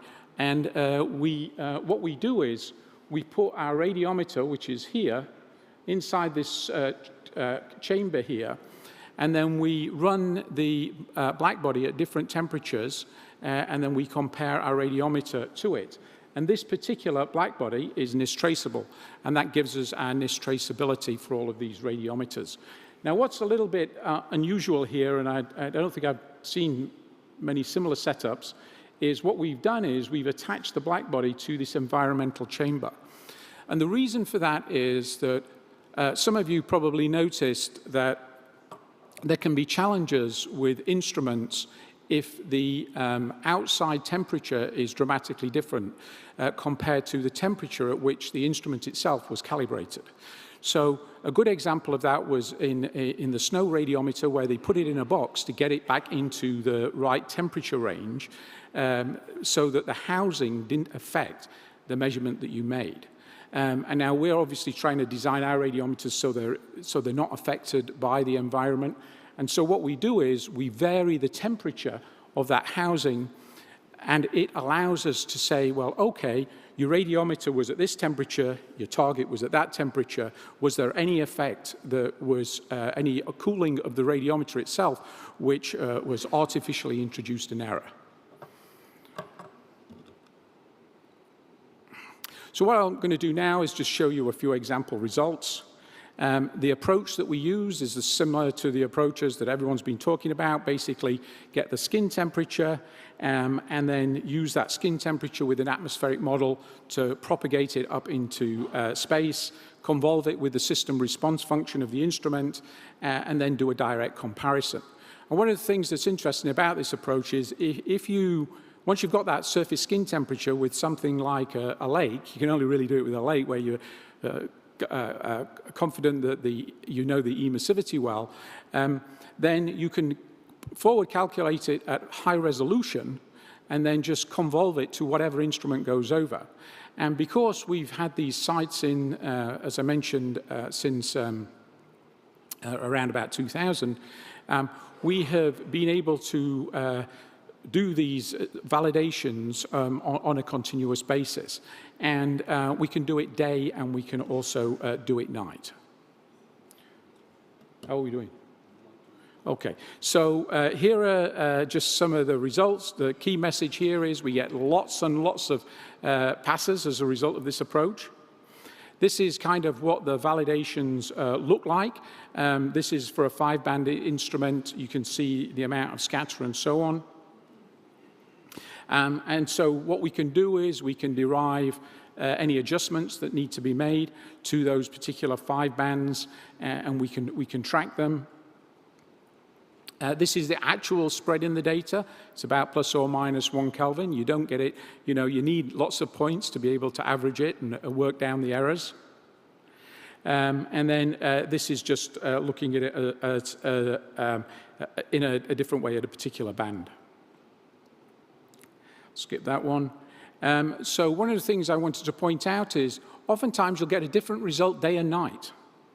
And you have to ask yourself the question, why am I getting a different result day and night? And it so happens that often if you cancel the day and the night, if you just average the day and night, you get a much better result if one's going one way and one's going the other way. So that's one of the things that really hasn't been talked about. Almost all the examples have been looking at daytime validation, but we should also be looking at nighttime validation. We work in the thermal. And then this is what you end up with. When you do that, you can see the errors on the order of a couple of tenths of a degree. So we have shown that this particular instrument is within a couple of tenths of a degree for the last 20 years, right? That's a very important result when you're talking about climate and things like that. And then this is just a different way of plotting the data, which I've started doing, which I quite like, which you know, is the density of values in a particular range. And this is just zoomed in a bit. Now, we also have to look at the uncertainties associated with other things like the atmospheric water vapor and so on when we're reporting our results, as is shown here. And then in the future, we're looking at adding in the LaCroix sites, those sites that I mentioned. We're looking at adding a site in Venice as well, where we're going to deploy a radiometer too. And then, so just to summarize and conclude in the interest of time, we've established this set of automated validation sites. It's been running for, as I said, since about 2000, so 20-odd years. And we get the data every couple of minutes. By using these automated validation sites, you get every opportunity. It's not a matter of going out in the field. You get every opportunity, and you get the day and night. And that can be very advantageous. The other approach is these dune sites, and I think there's still a lot of potential for that. You know, we've validated quite a few instruments, and we look forward to validating more of them. And I'll stop there. Oh, and a lot of this information is at that website. Thank you.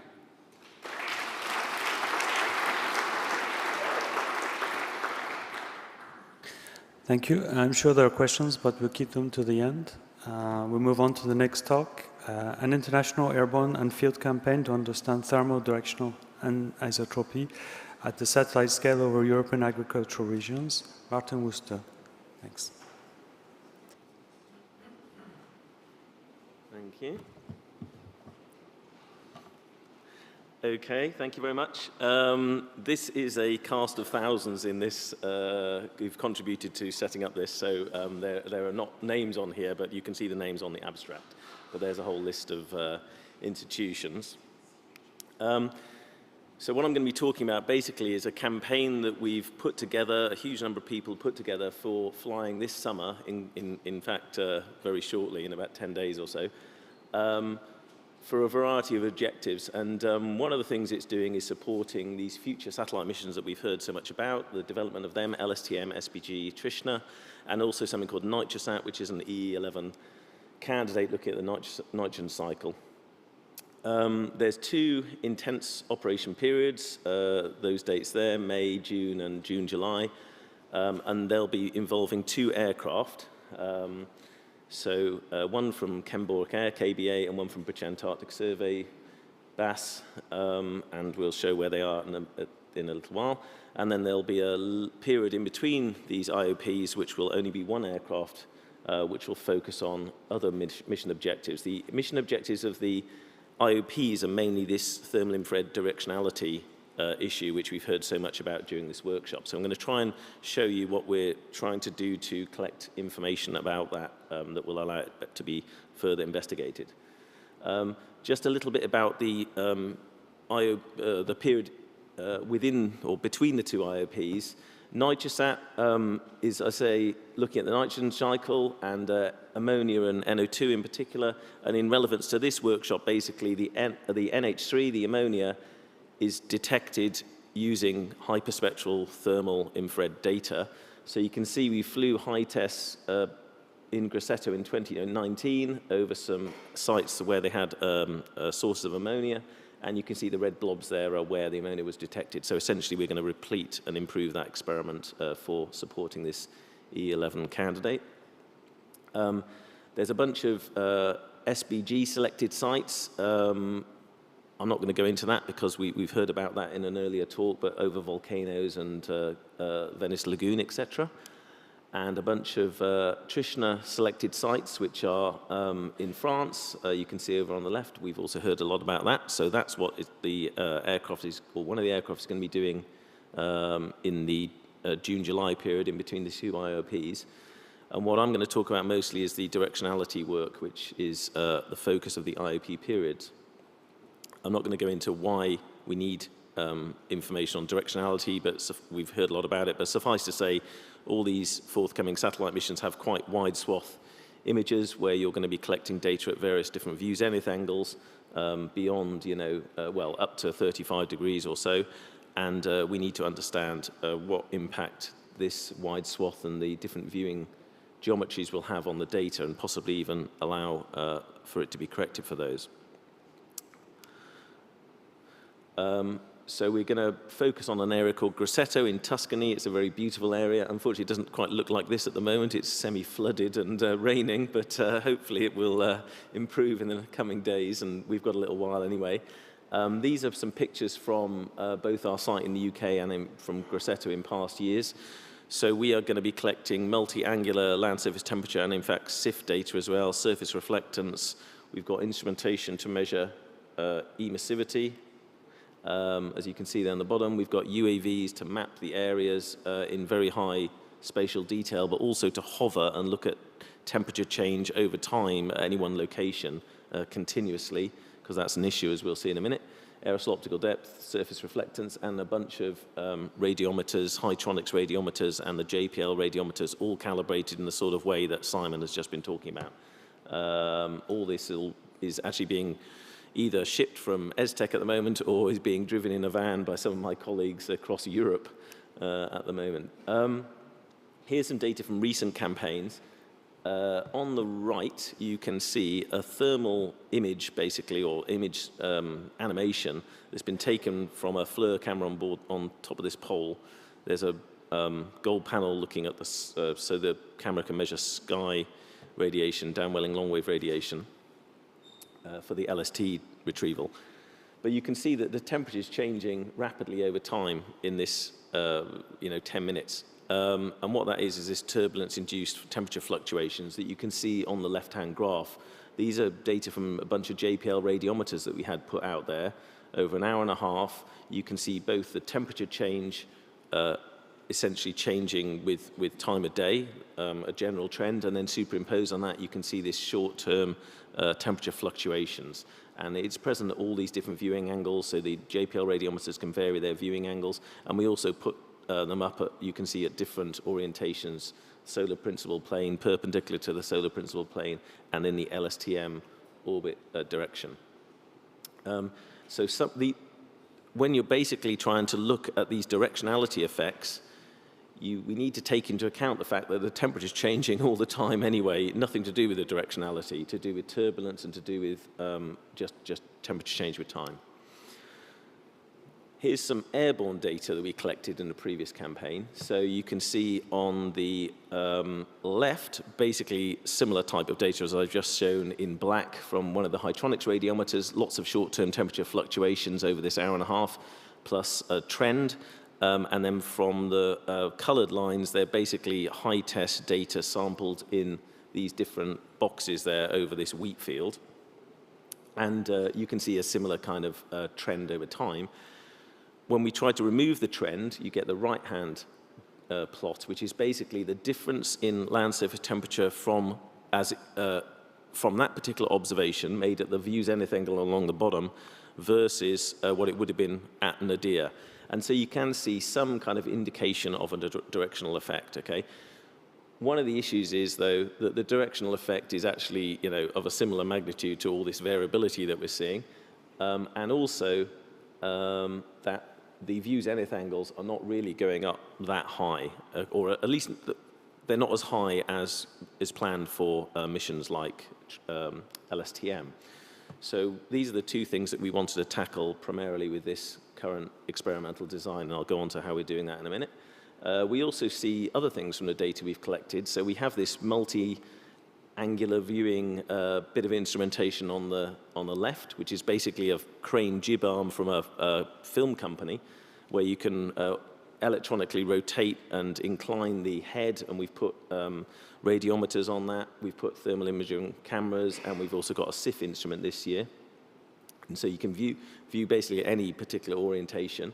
And what you can see on the right is some data from this that basically shows in the top row. How do can I point this? Oh, that one. Okay, that's pretty.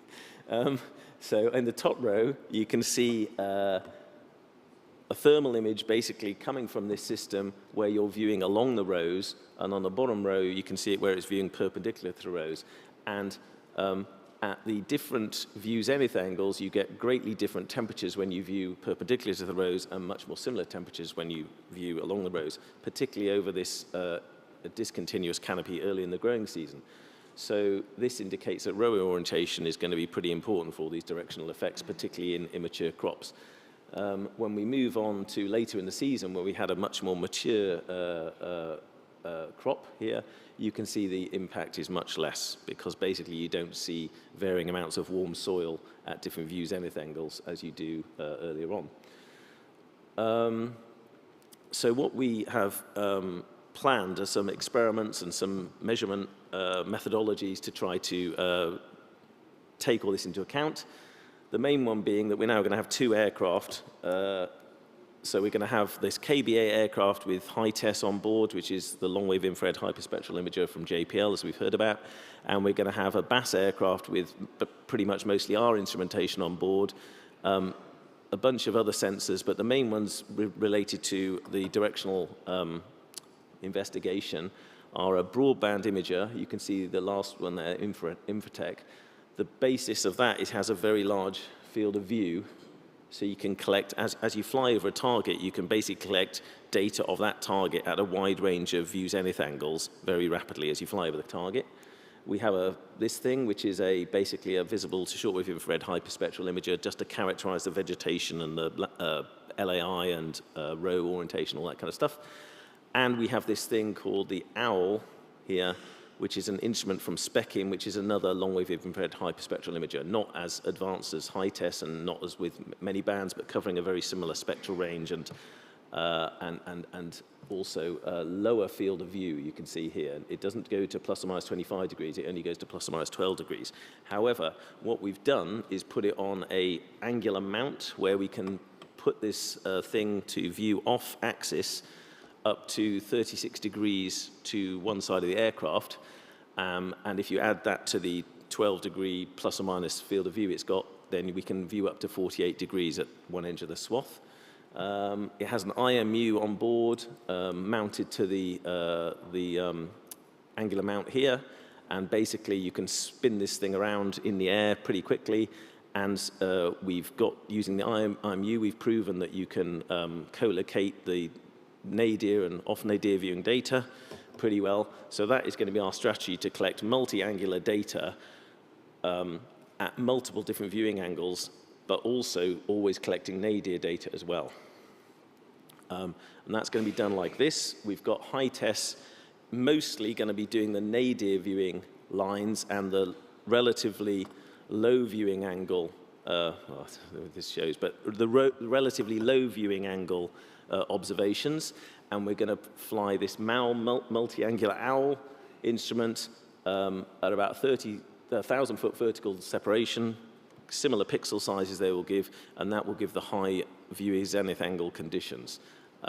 We will also fly them one behind the other at exactly the same height, maybe separated by 2 minutes or something, over targets like lakes and things to basically do cross-comparison and radiometric comparisons of the two on each flight. And each flight will take about, well, the planes can fly about 4 hours each, so we'll have about 3 hours to collect science data. Interestingly, when we were trying to think about all this and plan it, and we'd be very happy to have any last-minute suggestions, but one of the things is that because you see different amounts of soil and vegetation at different view zenith angles in mixed pixels, essentially, as well as the temperature of these pixels changing over time, as I mentioned, you get different rates of change over time for different view zenith angles. So you can see, we've tried to illustrate this here with this little schematic. The temperature is changing at a different rate with time depending on what view zenith angle you're observing it at. So what we've planned all these strategies, we'll show you in a second, which basically sample along the time axis, these different view zenith angles, and we're hoping to be able to interpolate or fit functions to these different view zenith angle observations to then basically get something like that vertical line where we can take a slice through this data and say, right, if we observe this target at all these different view zenith angles at exactly the same time, what would be the temperatures that we would get? And that will be then the data we use to investigate the multi-angular, the directionality effect. We've got a strategy of measurement and modeling. So one of the things also is, it is anyone involved in these airborne campaigns probably ages about 20 years in 20 days. But it is quite challenging, and there's lots of moving parts and difficult things to accomplish in a short amount of time. So you can only collect a certain amount of data, and you have to guard against not being able to collect some of that data because of weather or technical problems. So we've also got a strategy of modeling. We've heard lots and lots about modeling directional effects in the workshop. And we are getting, we're using models, here's some examples here, to show how brightest temperature changes with view zenith angle for different canopies with different row orientations, all that kind of stuff. And we're using that to plan our flight lines. So here's a flight line strategy on the left with a KB aircraft doing these loops at 2 different view zenith angles for HITESS, and then the BAS aircraft doing the same loops at nadir, but extending outwards to view higher view zenith angles when we're pointing this OWL instrument increasingly away from nadir point. And then on the right here, we've got this simulation where we've got the red and the yellow verticals basically showing the sampling positions of the target at different view zenith angles from these instruments. And you can see this predicted from the model temperature change with view zenith angle and including the hotspot in the blue there. So we're working out how we can sample these kind of situations with these flight characteristics.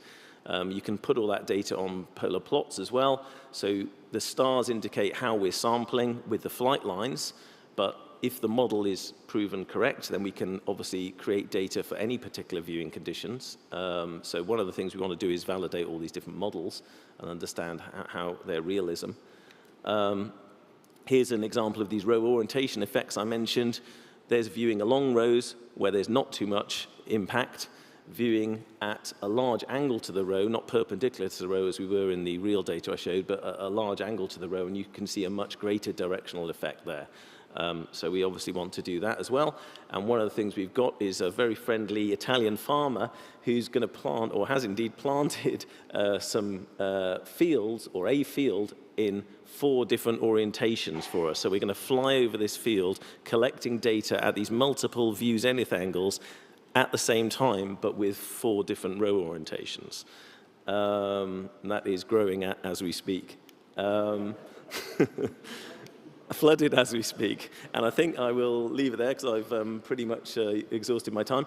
At the moment, the aircraft, that's pictures we got yesterday, so they've left North America and they're on their way. This van is my colleagues driving across Europe with all our equipment. There's a whole bunch of other equipment and high tests being shipped from ESTEC at the moment. And so we're all preparing to hopefully start flying on the 21st of May. Thank you very much.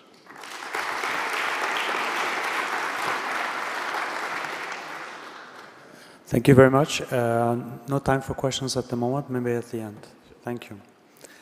So the last, but certainly not the least, presentation will be airborne thermo-infrared data for the estimation of evapotranspiration and crop water use efficiency. Shaya Korbari. I hope I pronounced that right. Thank you. Okay, so good morning to everyone. And yes, this presentation will be quite different from the last one of this morning. We will go back to the evapotranspiration topic and using airborne infrared data. And what I will show you is some intercomparison analysis that we did with different type of model at very spatial resolution from 1 to 4 meter, and also try to evaluate the effect that different irrigation techniques can have on evapotranspiration estimate, and try also to see the relationship that evapotranspiration has with soil moisture. And what I will show you are some results that we had from an airborne campaign that we organized last year in the center of Italy, where it was incredibly hot. And here is the survey areas. We had 2 areas near the city of Modena and Bologna. And as you can see, we had a bigger area which was sampled at 4 meters of spatial resolution, and 2 smaller areas sampled at 1 meter of spatial resolution, and where all the ground measurements were concentrated.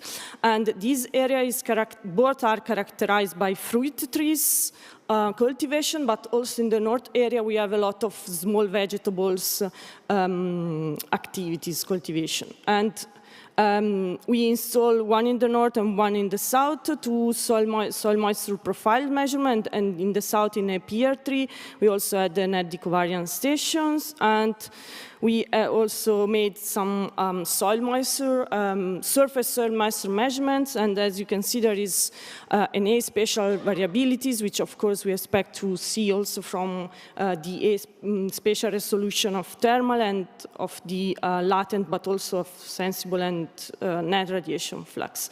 And the airborne survey has an HyperCam camera with 64 bands in the tier band, and as you can see we acquired 3 images per day, 1 in the morning, 1 midday and 1 in the late afternoon, over 3 days, and covering all the 4 areas of surveys.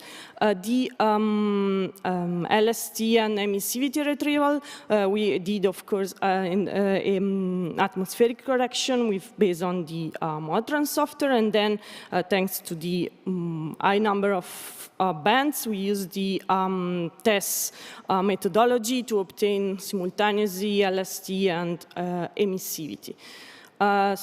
Then we validated these measurement with these airborne estimates with ground measurements that we did in different fields, using also a SIML instrument with 6 band, which applied the same test methodology. And as you can see, the estimates was quite good, and we use, of course, data that were acquired 3 to 36 minutes around each passage of the airplane.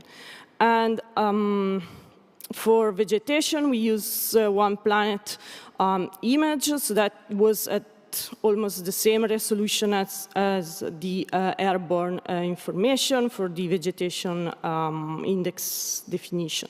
The models that we use are three completely different models based on on different hypotheses. The well-known stick model based on the analytical resolution of the conductances. Then we have a energy balance residual model, which is, of course, based on the parameterization of the conductances, so that the evapotranspiration is computed as a residual of the energy balance. And then we have the SSAB model, which is a semi-empirical model based on the evaporative fraction, so in the identification of the hot and dry temperatures. So they are really based on three different, completely different approaches.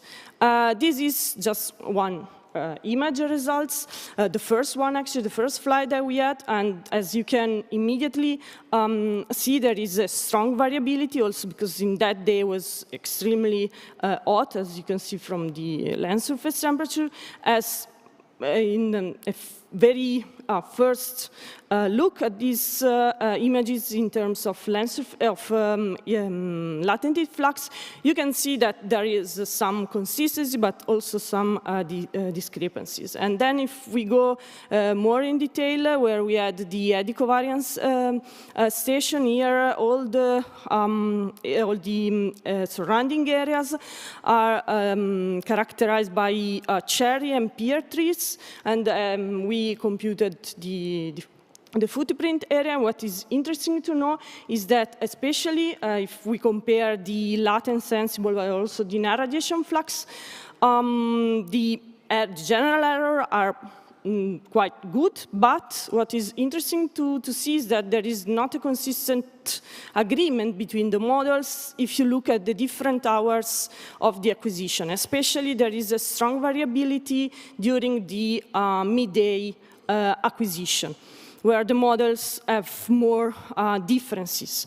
And of course, similarly, without going into too much details, we analyze all the images, and from this spatial analysis, you can see that also the consistency and the differences is present also among different land surface type and vegetation fraction, and this is mainly for sure due to the different hypotheses that the three models makes. For example, the stick, we know that it's computing in an analytical way the conductances, but for example is restricted on the stress condition, which sometimes can be a problem, while the FAST model, for example, the residual one has some issues with the wind speed representative measurements on the availability of these measurements, while the SSAB model, we saw that in some of these images we had some issues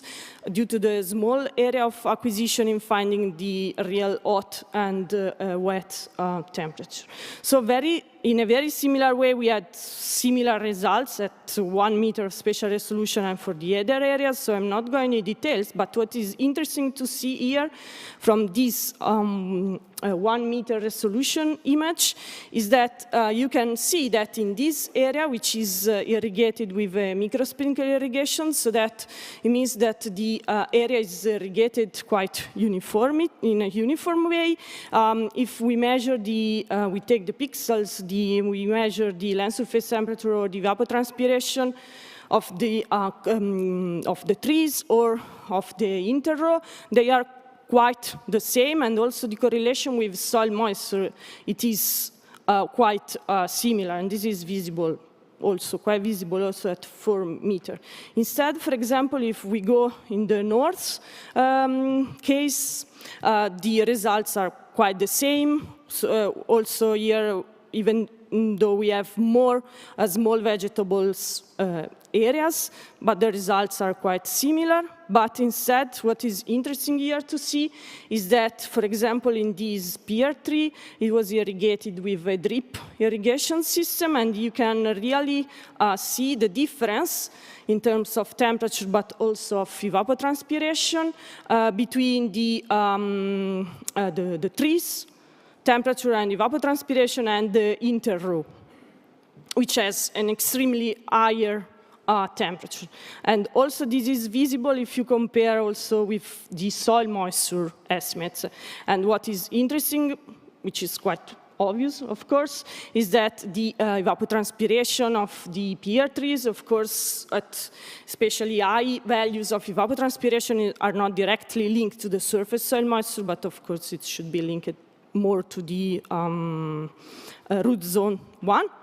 It's also nice to see that in that day, because it was very hot and they also have some restrictions on irrigation water availability, they also flooded part of the field, and you can really see in the field so why you have this very low temperature area, even though it's the same field with pear trees.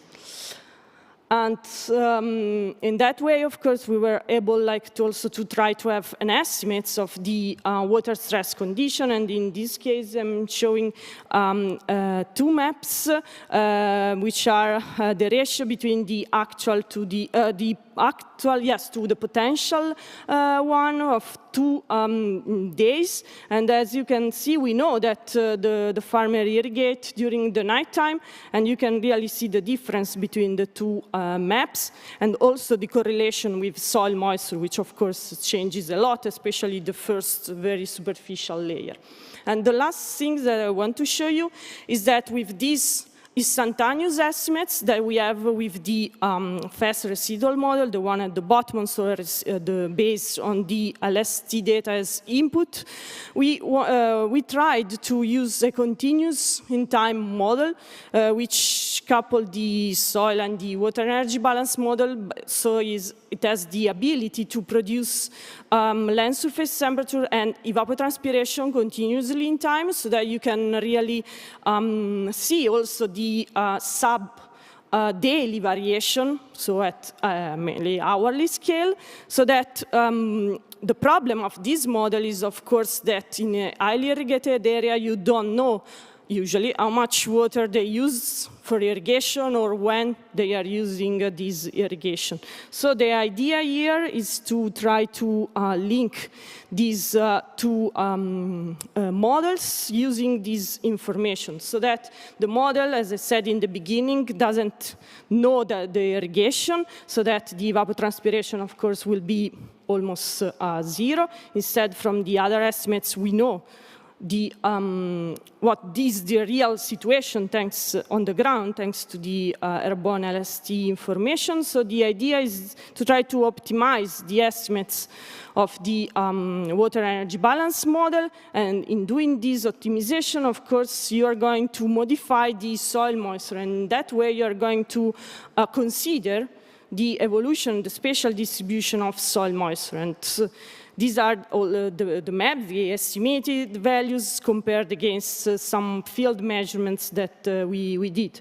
And of course, the model, as I said, is able to is computing also the land surface temperature, which is then comparable to the airborne one. But in that case, you can have a diurnal cycle or also daily cycle when you don't have the airborne information or satellite one. And this is done for one area, but is very similar if you also look at higher resolution image at 1 meter, so very similarly, and also the comparison with the soil moisture data that we have. And with this, I think I will close here my presentation, and thanks for the attention.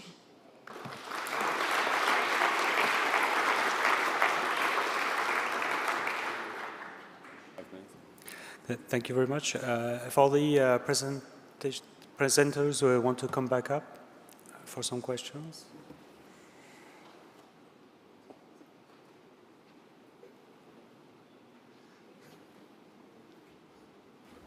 First of all, thanks again to all the speakers. It was a very nice session, very good talks. Are there questions in the audience? There's one in the very back.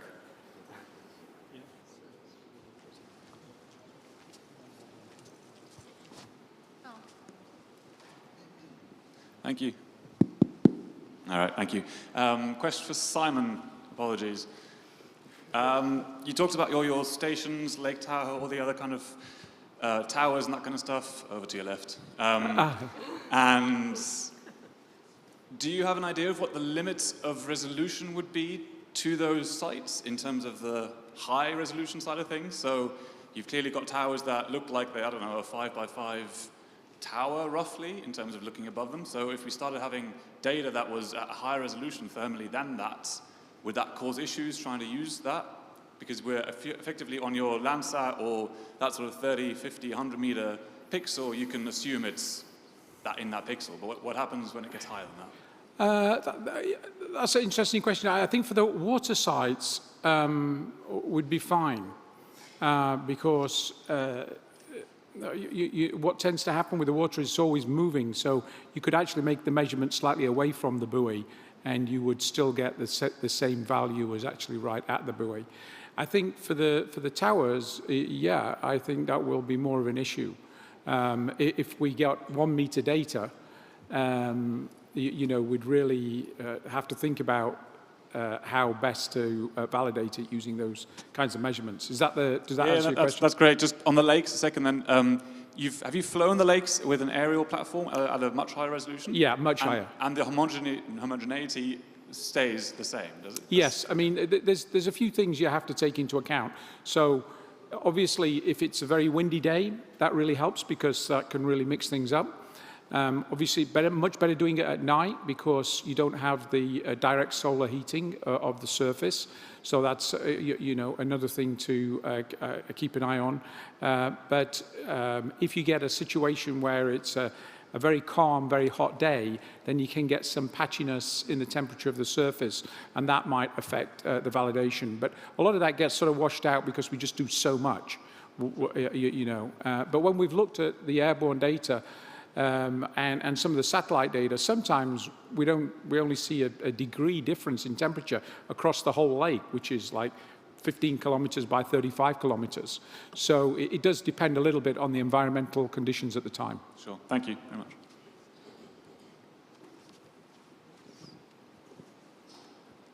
Oops. I have two questions. One for the first presenter. I was impressed by the coastline study for the shape, but I wonder if we can use artificial surfaces so we do not have the uncertainty on the shape of the coast, etc. Yes, you could. It depends on the spatial size of the artificial surface. Okay. Runaway of an airport, for example. They should have still a contrast, a thermal contrast. You could use, people have used bridges and roads and that kind of thing. Yeah, that can be done. Okay. And the second question is for any of the presenter of anisotropy, but more in general. I understand that this directional effect part is shadowing, other part is volume scattering and reflectance. But what is the typical requirement in polarization sensitivity of these missions, new missions?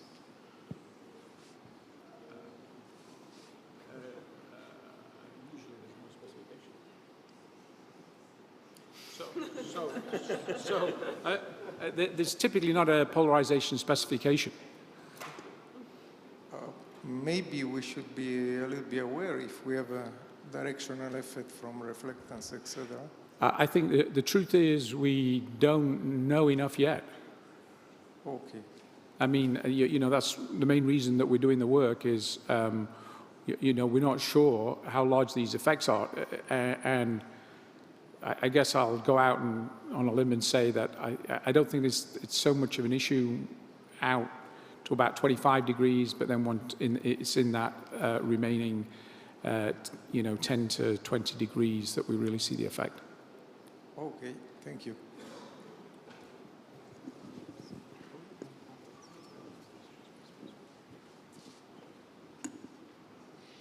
Thanks a lot for the presentations. I would have a follow-up question to the bridges and the seacoast. To the first speaker, why did you decide for coastlines and not for bridges, or what are the advantages, disadvantages? What is your experience? Thanks. Well, the decision to use coastlines was, in deserts you can get high temperatures and cool water. So we were looking at that transition should be fairly abrupt with the coastline if you choose the right one. So it's just a technique we tried and it seemed to work. So that's the basic answer. Yeah, I have a question to Dr. Simon Hook. I saw the simulation results are different for daytime and nighttime, but the radiative simulation can consider all the interaction by solar radiation even in the daytime. So, what kind of factors what kind of factors affect the differences between daytime and nighttime simulation? Well, the approach we use is the same. So in terms of how we go about retrieving the surface temperature, how we go about doing the forward calculation. So, but there could be differences in the input atmospheric variables that go into the radiative transfer model between the day and night, obviously, and maybe there are some uncertainties associated with that. There are these differences that I mentioned associated with the mixing of the surface depending on the day and night. So if the question is, what do we think are the causes for the fact that we see differences in the day and night, I don't think anyone's really done the work yet to show that one way or the other. I'd be interested if anyone in the audience knew of any studies that had really looked at that. But most of the time, because people tend to want to validate during the day, you tend to just get the daytime validation, and so there aren't many people that look at the day and night. Like, can a spatial heterogeneity caused by like a patchy cloud and other surface heterogeneity may be the factor? Because usually the Motran and Artitov, they are like 2D, 1D simulation that doesn't consider the spatial heterogeneity. Yeah, so, generally speaking, clouds show up pretty well in thermal data. So long as you look at the data and you don't do it just routinely and plow straight through the data, then you will typically, see those cases where there's any cloud contamination. But, you could have some cloud contamination, but typically we don't really see a problem with that because we can see the clouds. Okay, thank you. Okay, we are approaching the end of the session. 2 more questions. I think the first one is Elias and then the person in the back. So thanks to all the speakers. Just a question to Simon. With one of your slides, you raised, I think, a very important point, which is the reliability and the calibration accuracy of your on-ground radiometers that you use on the site, which is not a given, so it needs to be, let's say, well verified. So I took notice of your calibration in the climatic chamber as well. I was wondering, did you find that it is affected by the environmental, let's say, condition of the radiometer? Does it drift the gain of the radiometer? What is the impact? What is the size? Because this is very important. Yes. So a lot of commercial radiometers are affected by their housing temperature. The radiometers that we built have been designed specifically to avoid that effect. And that effect can be quite large, can be several degrees. It's definitely something to look at. The other thing that I like to point out is that oftentimes a manufacturer will give you a calibration spec, and they'll say that, your radiometer is good to, half a degree or a quarter of a degree, whatever it might be. And then you go and get that radiometer and you put it up against a black body in the lab and you measure it and you say, oh, that's great. It's exactly what the manufacturer said. It's good to quarter of a degree. The problem is that the manufacturer's lab temperature and your lab temperature were probably the same. And so what you're really doing is validating it in exactly the same environment. But when we use the radiometers in the field, there can be a large difference in the housing temperature from what it is in the lab. And so I think it's very important to sort of look at this aspect of it. And most people haven't really looked at it. So, you know, it's one thing to say that your radiometer is NIS traceable, but it's another thing to say it's NIS traceable over this range of temperatures. Yeah, I have a question towards those who did the calibration campaign so far. How much time and manpower did you allocate, and how much did you use in the end? Sorry. Say that again? How much time and manpower did you allocate for calibration, and how much time and manpower did you use in the end? In the previous campaigns? Sure, yeah. Well, we did a huge amount of calibration of the ground instrumentation before we did any measurements in the field.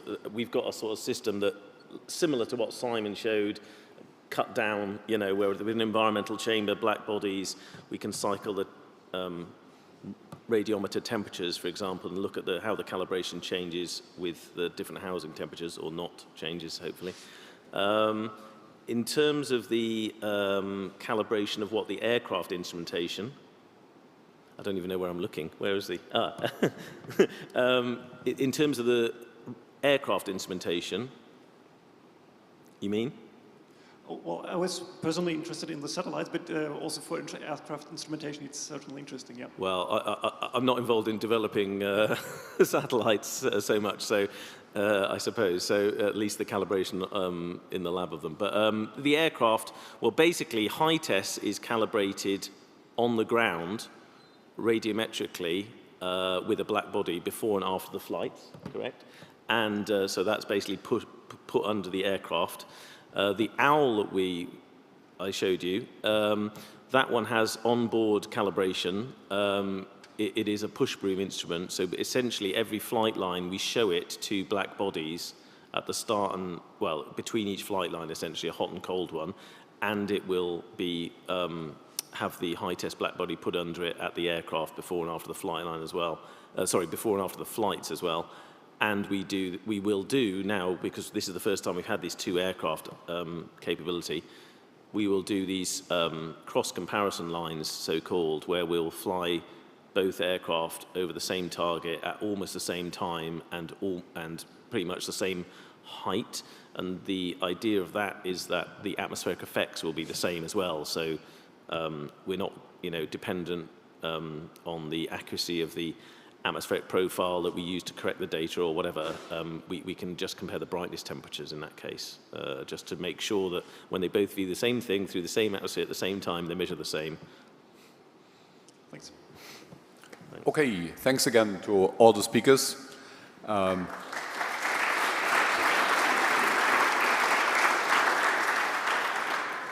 This concludes the session for calibration, and I think now we have the closing session.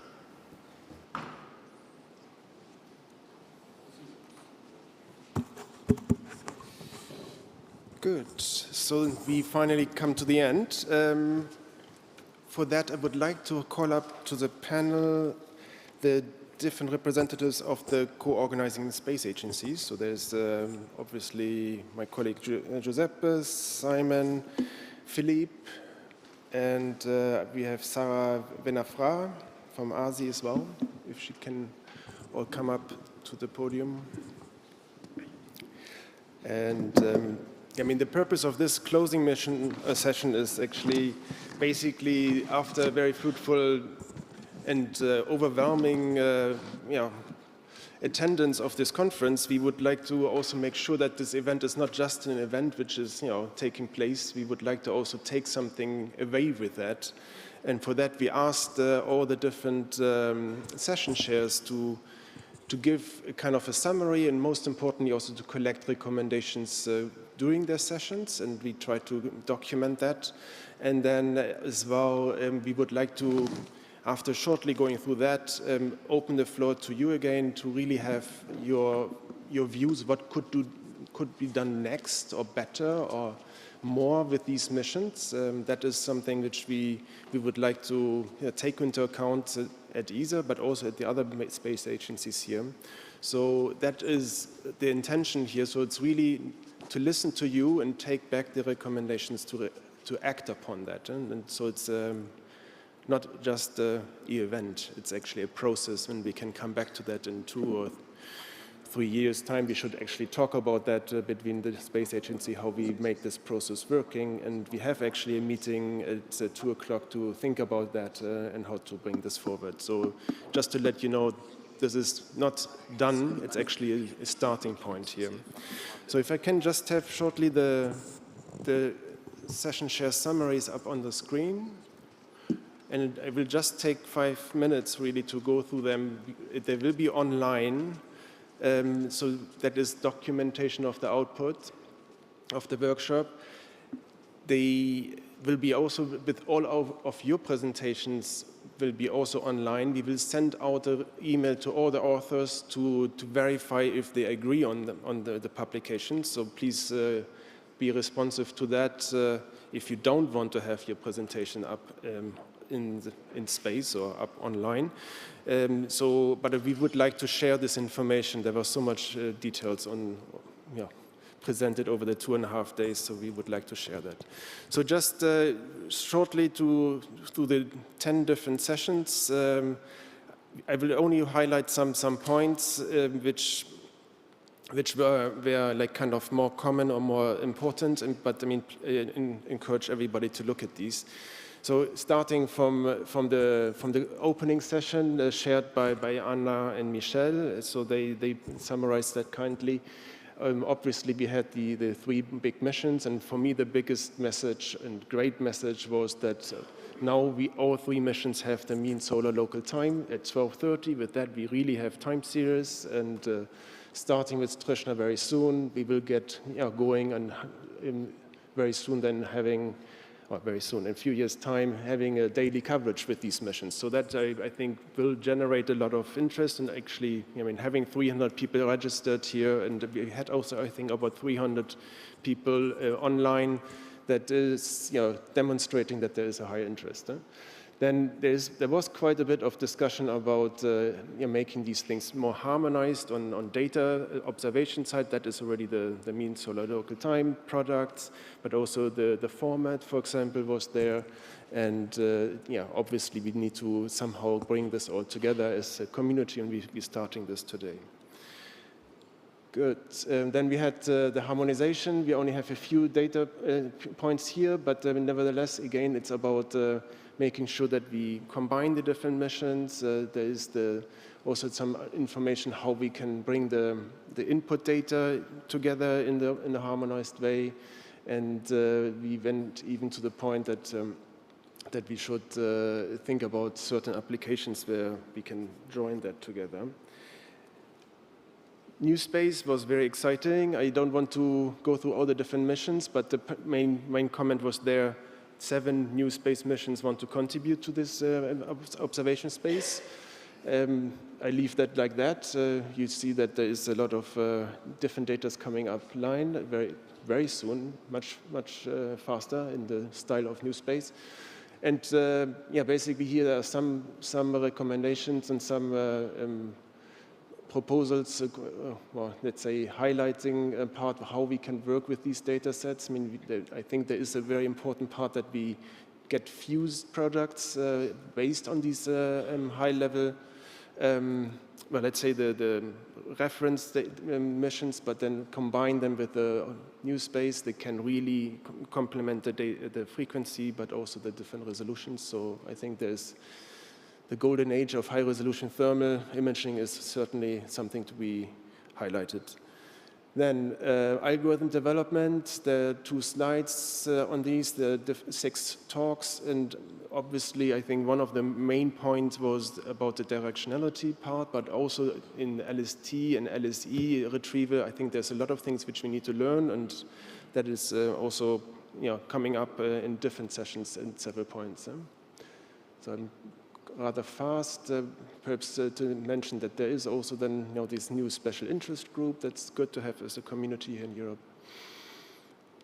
And then we go into applications. I don't want to spend too much time here, but it shows a large range of different applications and models. And I think if you go here in the summary and recommendations to highlight, to really understand the signal of LST, you need a lot of additional data. It's about modeling, and then the models need more than just the space part, so you need to accelerate the data to be combined and take this into account to make the real information out of that. Then we had the second one. They had more or less the same, let's say, topic, but I mean, here they go also further into the operations. We have global data sets already being announced. There's also thinking about how to combine different data sets, hyperspectral with thermal, and I mean, how to use actually the data then in the end.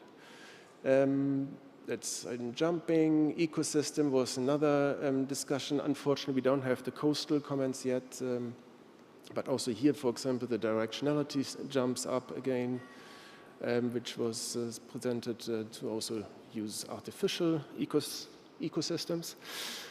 And then we went to the urban heat parts, a very complex environment, but very impactful one, as demonstrated by Glenn. But at the same time, models, again, is very important to understand the 3D environment and make sure that we can retrieve the information. What else was on that one? We also have the snow surface. We should make sure that we don't forget about other objectives. Obviously, it's not our main objective for LSTM, but SPG and Trishna are looking at these cryospheres as well. Then we had this morning calibration and algorithms. Thanks, Stefan, to make that almost near real time to get these things together. The different Calvite sites, the different protocols are essential to get all these emissions aligned.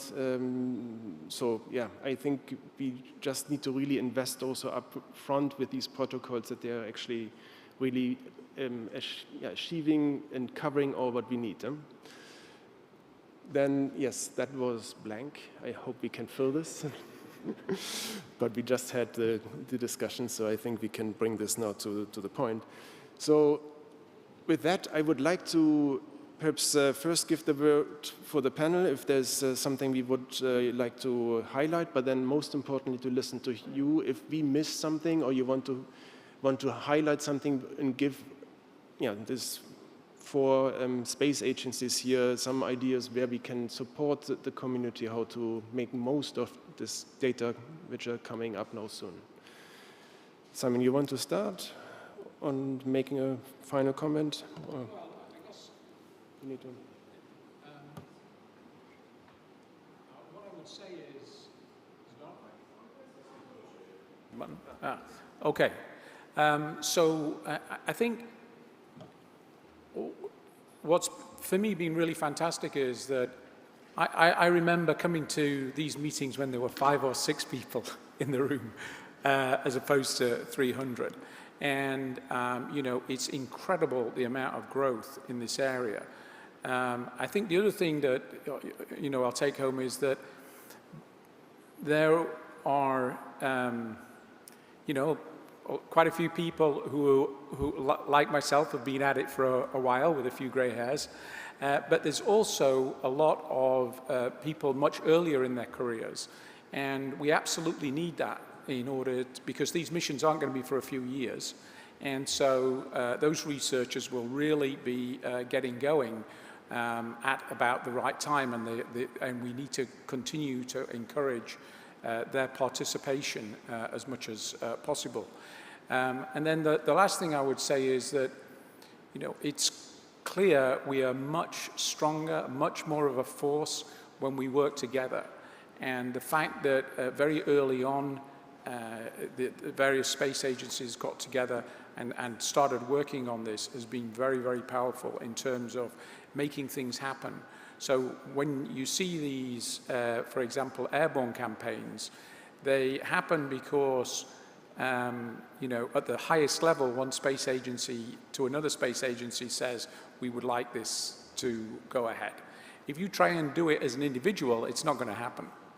So the last thing is I think that we can definitely do more of these things, but we will be much more effective if we do it as a community across the globe rather than as individuals. Good morning to everyone. I'm Sara Venafra from Italian Space Agency. And first of all, I would like to spend some words to thank the European Space Agency for organizing this workshop, which is very important for the international collaboration and coordination to support the preparation of the new future thermal high resolution missions, such as SBG, Trishna, and LSTM.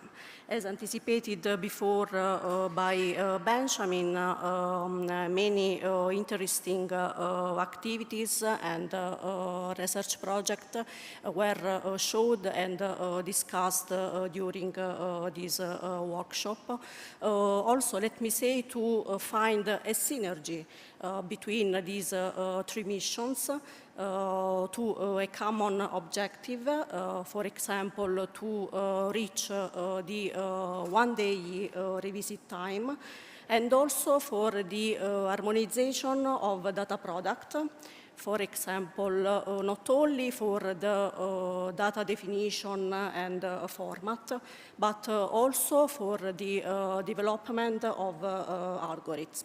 Also, I want to highlight the importance to perform calibration and validation activities, as discussed during the last session, because measurements needs to calibrate and validate with dedicated in situ campaigns.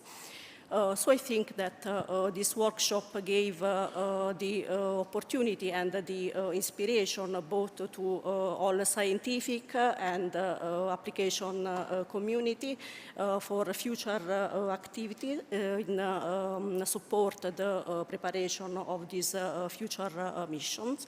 And so from an Italian Space Agency side, I want to tell you that we are open to new collaboration. And also, of course, we will continue our collaboration with NASA JPL to the preparation of SBG mission. So thank you.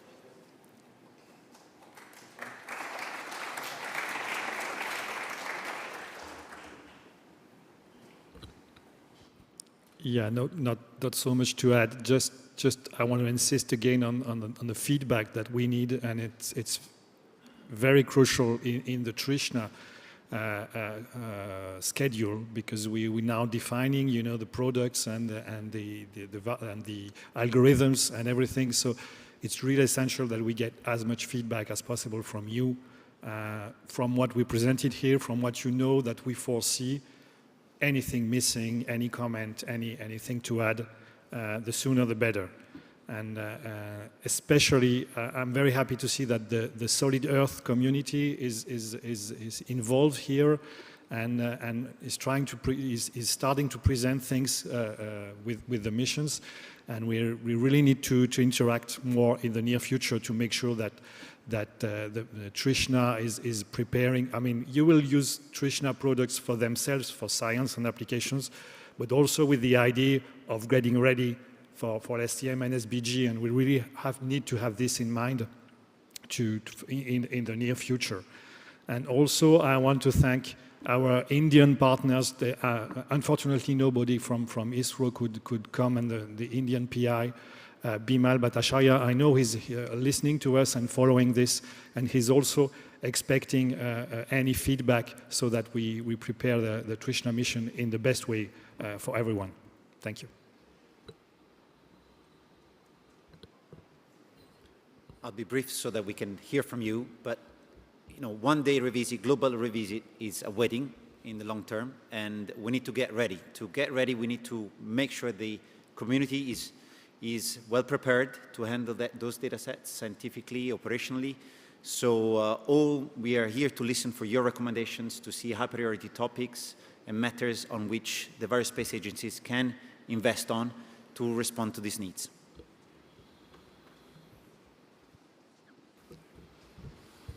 So basically the floor is yours now. Before lunchtime, we have a few minutes, I'm sure.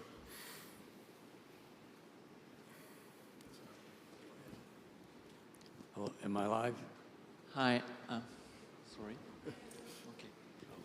Oh, thank you. Well, this has been a great meeting. It is like coming out of the dark ages in thermal remote sensing. Those of us who endured the early years know what I'm talking about. This was the first time that NASA integrated applications in the same level of science as developing a mission. And I think this really proved the utility of including application very early in the planning process. Our next step, though, is to integrate applications across all these missions. So we want to be able to talk with the other missions and their applications people and look at what we can do to develop cross applications across all these missions. So I think that's going to be a very integral part as we move forward in the future as we're developing these missions. Yeah, thanks for that. I'm for sure that is thought into the process, that we really want to make these missions as useful as possible, also in an operational sense. Scientific and applications go together, and at least in the Copernicus sense, they are built for that to be operational, to give services and serving with these services applications. Having said that, I think we would be very successful if the end user would be actually not making a difference between where the pixel comes from. So in that sense, we're coming back to the harmonization between the three missions plus the new space missions to make sure that actually the application is getting the right information and the missions are working together in the background for that. Hi. Is this on? I think there was Sorry. one first, no? Very quickly, like, how do you want to proceed? Like, do you want to set up some working groups on the specific subjects like CalVal or ET or something like that to be concrete about this interagency work?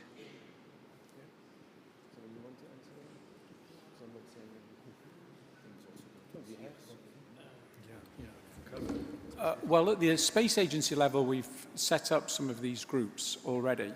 And within certain countries as well, we actually have algorithm working groups for the different areas. So these things are starting to happen. I think if you want to sort of speak to us afterwards, give us your address or something like that, contact us. We can put you in touch with those various groups and things like that, so you can participate. So I think that's a good way to get involved. The other thing is, as a community, we should say, do we like the idea of having a meeting like this? If we are going to have a meeting like this, which I think was great, should we have it every year? Should we try and sort of get it on the calendar? And I think that would help as well, having some, knowing that there was going to be some event that was coming up that we can report things at. And that would also help us putting together groups for CalVal and so on. And perhaps on the international level, we do have always the CEOs CalVal groups who coordinate these type of discussions. And perhaps also to say, at least by missions, I mean, there are then also, once they're flying, then kind of like, at least for the Copernicus part, there are mission performance centers where there is the community be involved to get the right information feedbacks. Yeah, if I can complete just 1 minute, the JUX ET group would like to have more people involved in remote sensing. I think it's a good global platform actually for this kind of activity. Thanks. Yeah, that's on the higher level of the products. It's a very sensible place to do that. Yes. So if my comment is addressing a bit of a technical gap, I think if the presentations we've had are reflective of where the effort is going, then I think perhaps one area that needs a bit more attention is probably around cloud detection, because not everywhere is as sunny as some of the places we've been looking at all week. And if you live in the UK, the gaps between the clouds are very precious indeed. And of course, if you're looking at gaps, you have a lot of edge and you have a lot of halo effects. And those are significant in the brightness temperature uncertainty budgets and in cloudy places. So I think there is an issue with possibly more attention needs to be paid to developing the cloud detection algorithms for these new sensors. And that also applies in the coastal zones in the tropics, I would think, where there will be a fair amount of sun glint, which does complicate that whole process. And those are also areas where there's desert dust, and that also interacts with trying to do cloud screening and sun glint. So these are quite tricky areas. I mean, a lot of work's been done on that with medium resolution sensors over the years. So I think the community needs to learn from that. And I also just noticed that the limnological community isn't really here. We haven't had much on lakes, apart from using lakes as validation. All these points, I mean, they're all sensible, and I mean, cloud masking and also sun glint is things which we have foreseen in the ATBD. So I mean, I'm sure Stefan, for example, listens to these things, but yes, they're always not the most easy things to do. But we will try to design it into the mission. I mean, they have actually dedicated bands for cloud detection and all that. So yeah, we do our best on that side. And then what your comment is about different communities, yes, we wanted to include more the coastal and lake communities. We just didn't get enough abstract to really have dedicated sessions to that. And it's also true for the solid earth geology part, which was invited, but perhaps we need to, as a community, as emerging, more stronger community to reach out to these applications areas. And that's a good note to make and to work on that. Yeah, I wholeheartedly agree on the cloud masking especially. I think that more and more the algorithms that people use don't involve them actually looking at the images.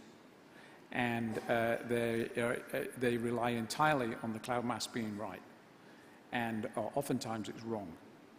And, you know, we need to be very clear, if that's the right word to use, about what algorithms we're using, how they work, what the problems are, what to watch out for, because just, you know, in my own personal research, I remember when I started doing validation work at Lake Tahoe using MODIS data, MODIS was always cloudy. And I thought, how can this be? It's not always cloudy. And it turned out that it was the cloud mask that had an error in it, and it was always being detected as cloudy. And the approach that was taken was that if anything was cloudy, they weren't going to produce a temperature. And so, you know, your point is really, you know, well taken, and it's something that obviously the approach we take now is to produce the temperatures whether or not we think it's cloudy. But nonetheless, we need to be very clear about that, and we probably haven't spent enough time on it. It's certainly been an issue for us with EcoStress, and Glyn Hulley, who's here, has done some great work looking at other approaches. So I hope we can get together as a community and really work on that. I noticed that the panel mentioned twice the solid earth community was present, but we also noticed that they're not present in large numbers. And I think one of the things that I noticed is that for the LSTM mission, solid earth seems to only consider the volcanology and the volcanic hazard sort of community, but I don't see any specific mention of, for example, critical raw materials.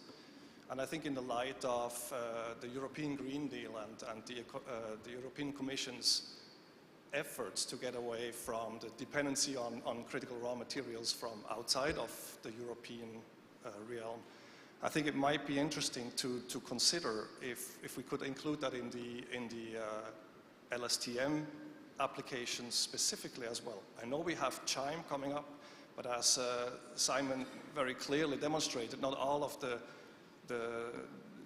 important index minerals that we need to find new critical raw materials are represented in the shortwave infrared wavelength range, and it would be really good to have sort of a dedicated mention of critical raw materials as one of the applications of the LSTM mission as well.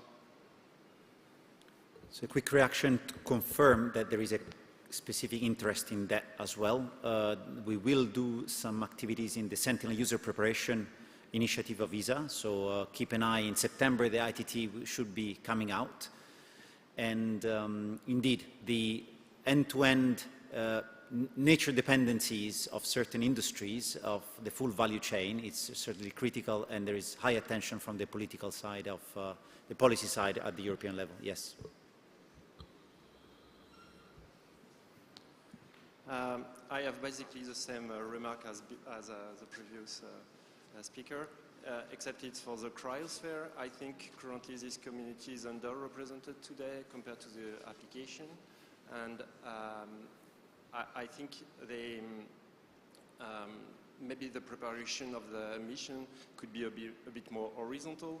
It's true that the cryosphere community is relatively small, and we cannot put a lot of effort on many different missions, but it seems that the three missions we are talking about are relatively similar, are all of interest for the cryosphere, and I think next time we should have more people involved in this kind of environment. Especially, I've not seen anything about permafrost, which is something very, well, thermal dependent.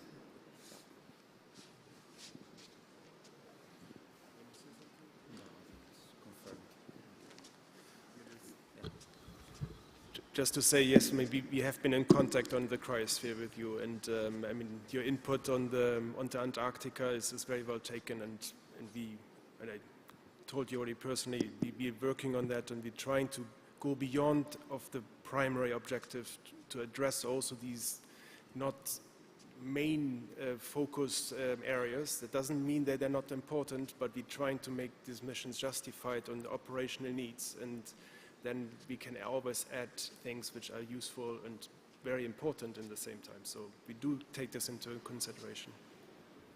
And permafrost is certainly also important. I mean, we have actually several projects on that running.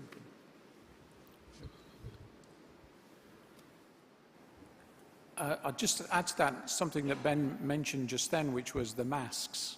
And, you know, everyone should realize that we won't be able to get all the data down at full resolution. That means we have to make some choices. And those choices are going to be dictated by the value that the community finds in those particular areas. So, you know, if we hear strongly from the cryospheric community, then we'll do everything we can to make sure that as much of the cryosphere is covered as possible. But if we don't, there's a possibility that other areas could be acquired instead. So, you know, I do really encourage everyone to, you know, think about the masks and things like that. Let us know what the important areas are, why they're important. You know, it may be they're only important at certain times of year or something like that. But there are going to have to be some hard choices that all the missions are going to have to make in terms of making sure they get the data down.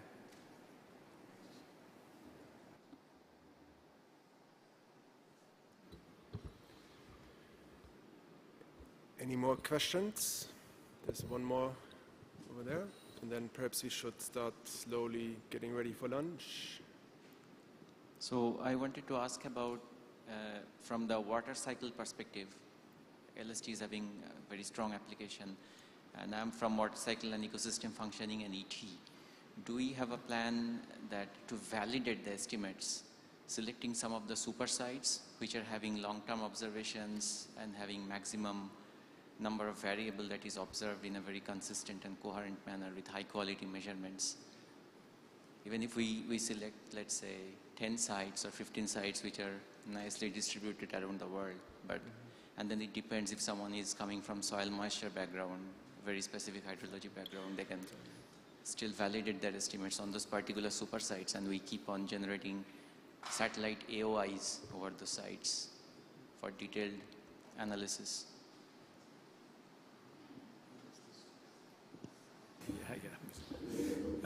I think that's a very good point. We have to decide on what sort of uncertainties we put on the products that we produce, because if people are making decisions based on those products, then you really want to know how certain you are about it. And I think the way to do that is to have validation sites. But once you get to these higher level products, the validation gets more and more and more difficult. I think the first thing we need to get right is the radiance sensor, and then everything else sort of flows from that. But it doesn't mean to say that you don't need to do the validation for those other products. The idea of having some super sites is a good one. You know, personally, I think it's better to be really confident in the measure that you're validating against than it is to have lots of sites where you're not really confident, you know, what it is that you're measuring. And so, you know, I'm in favor of that, but it's a challenge to get the funding from the space agencies to have those super sites. And so, you know, at the moment, each of the projects are kind of responsible for their own validation. And maybe by working together, we can have a few more super sites, and we can have we can share our resources a bit, as we're trying to do with, you know, for example, with the Trishna team at the Crown.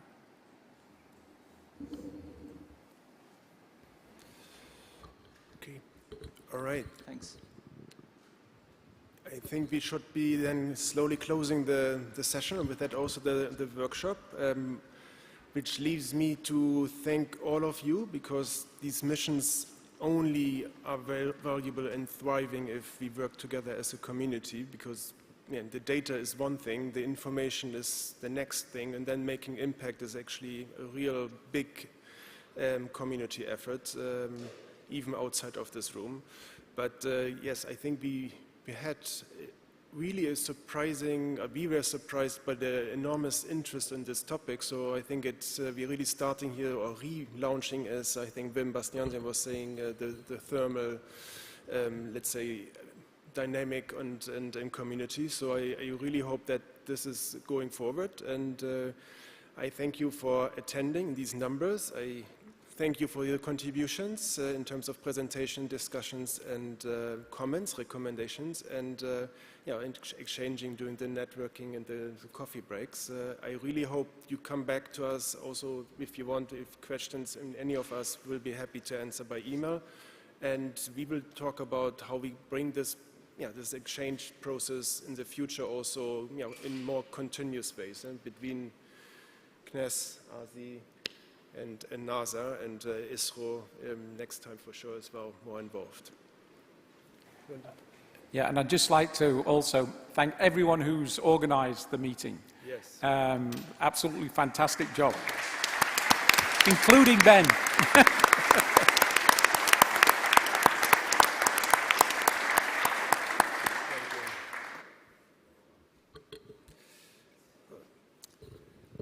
Buon appetito. Thank you. Just a final courtesy. If you have your luggage here in the room, please, you may store it at registration desk. There will be construction work in the big hall in the afternoon. Thank you.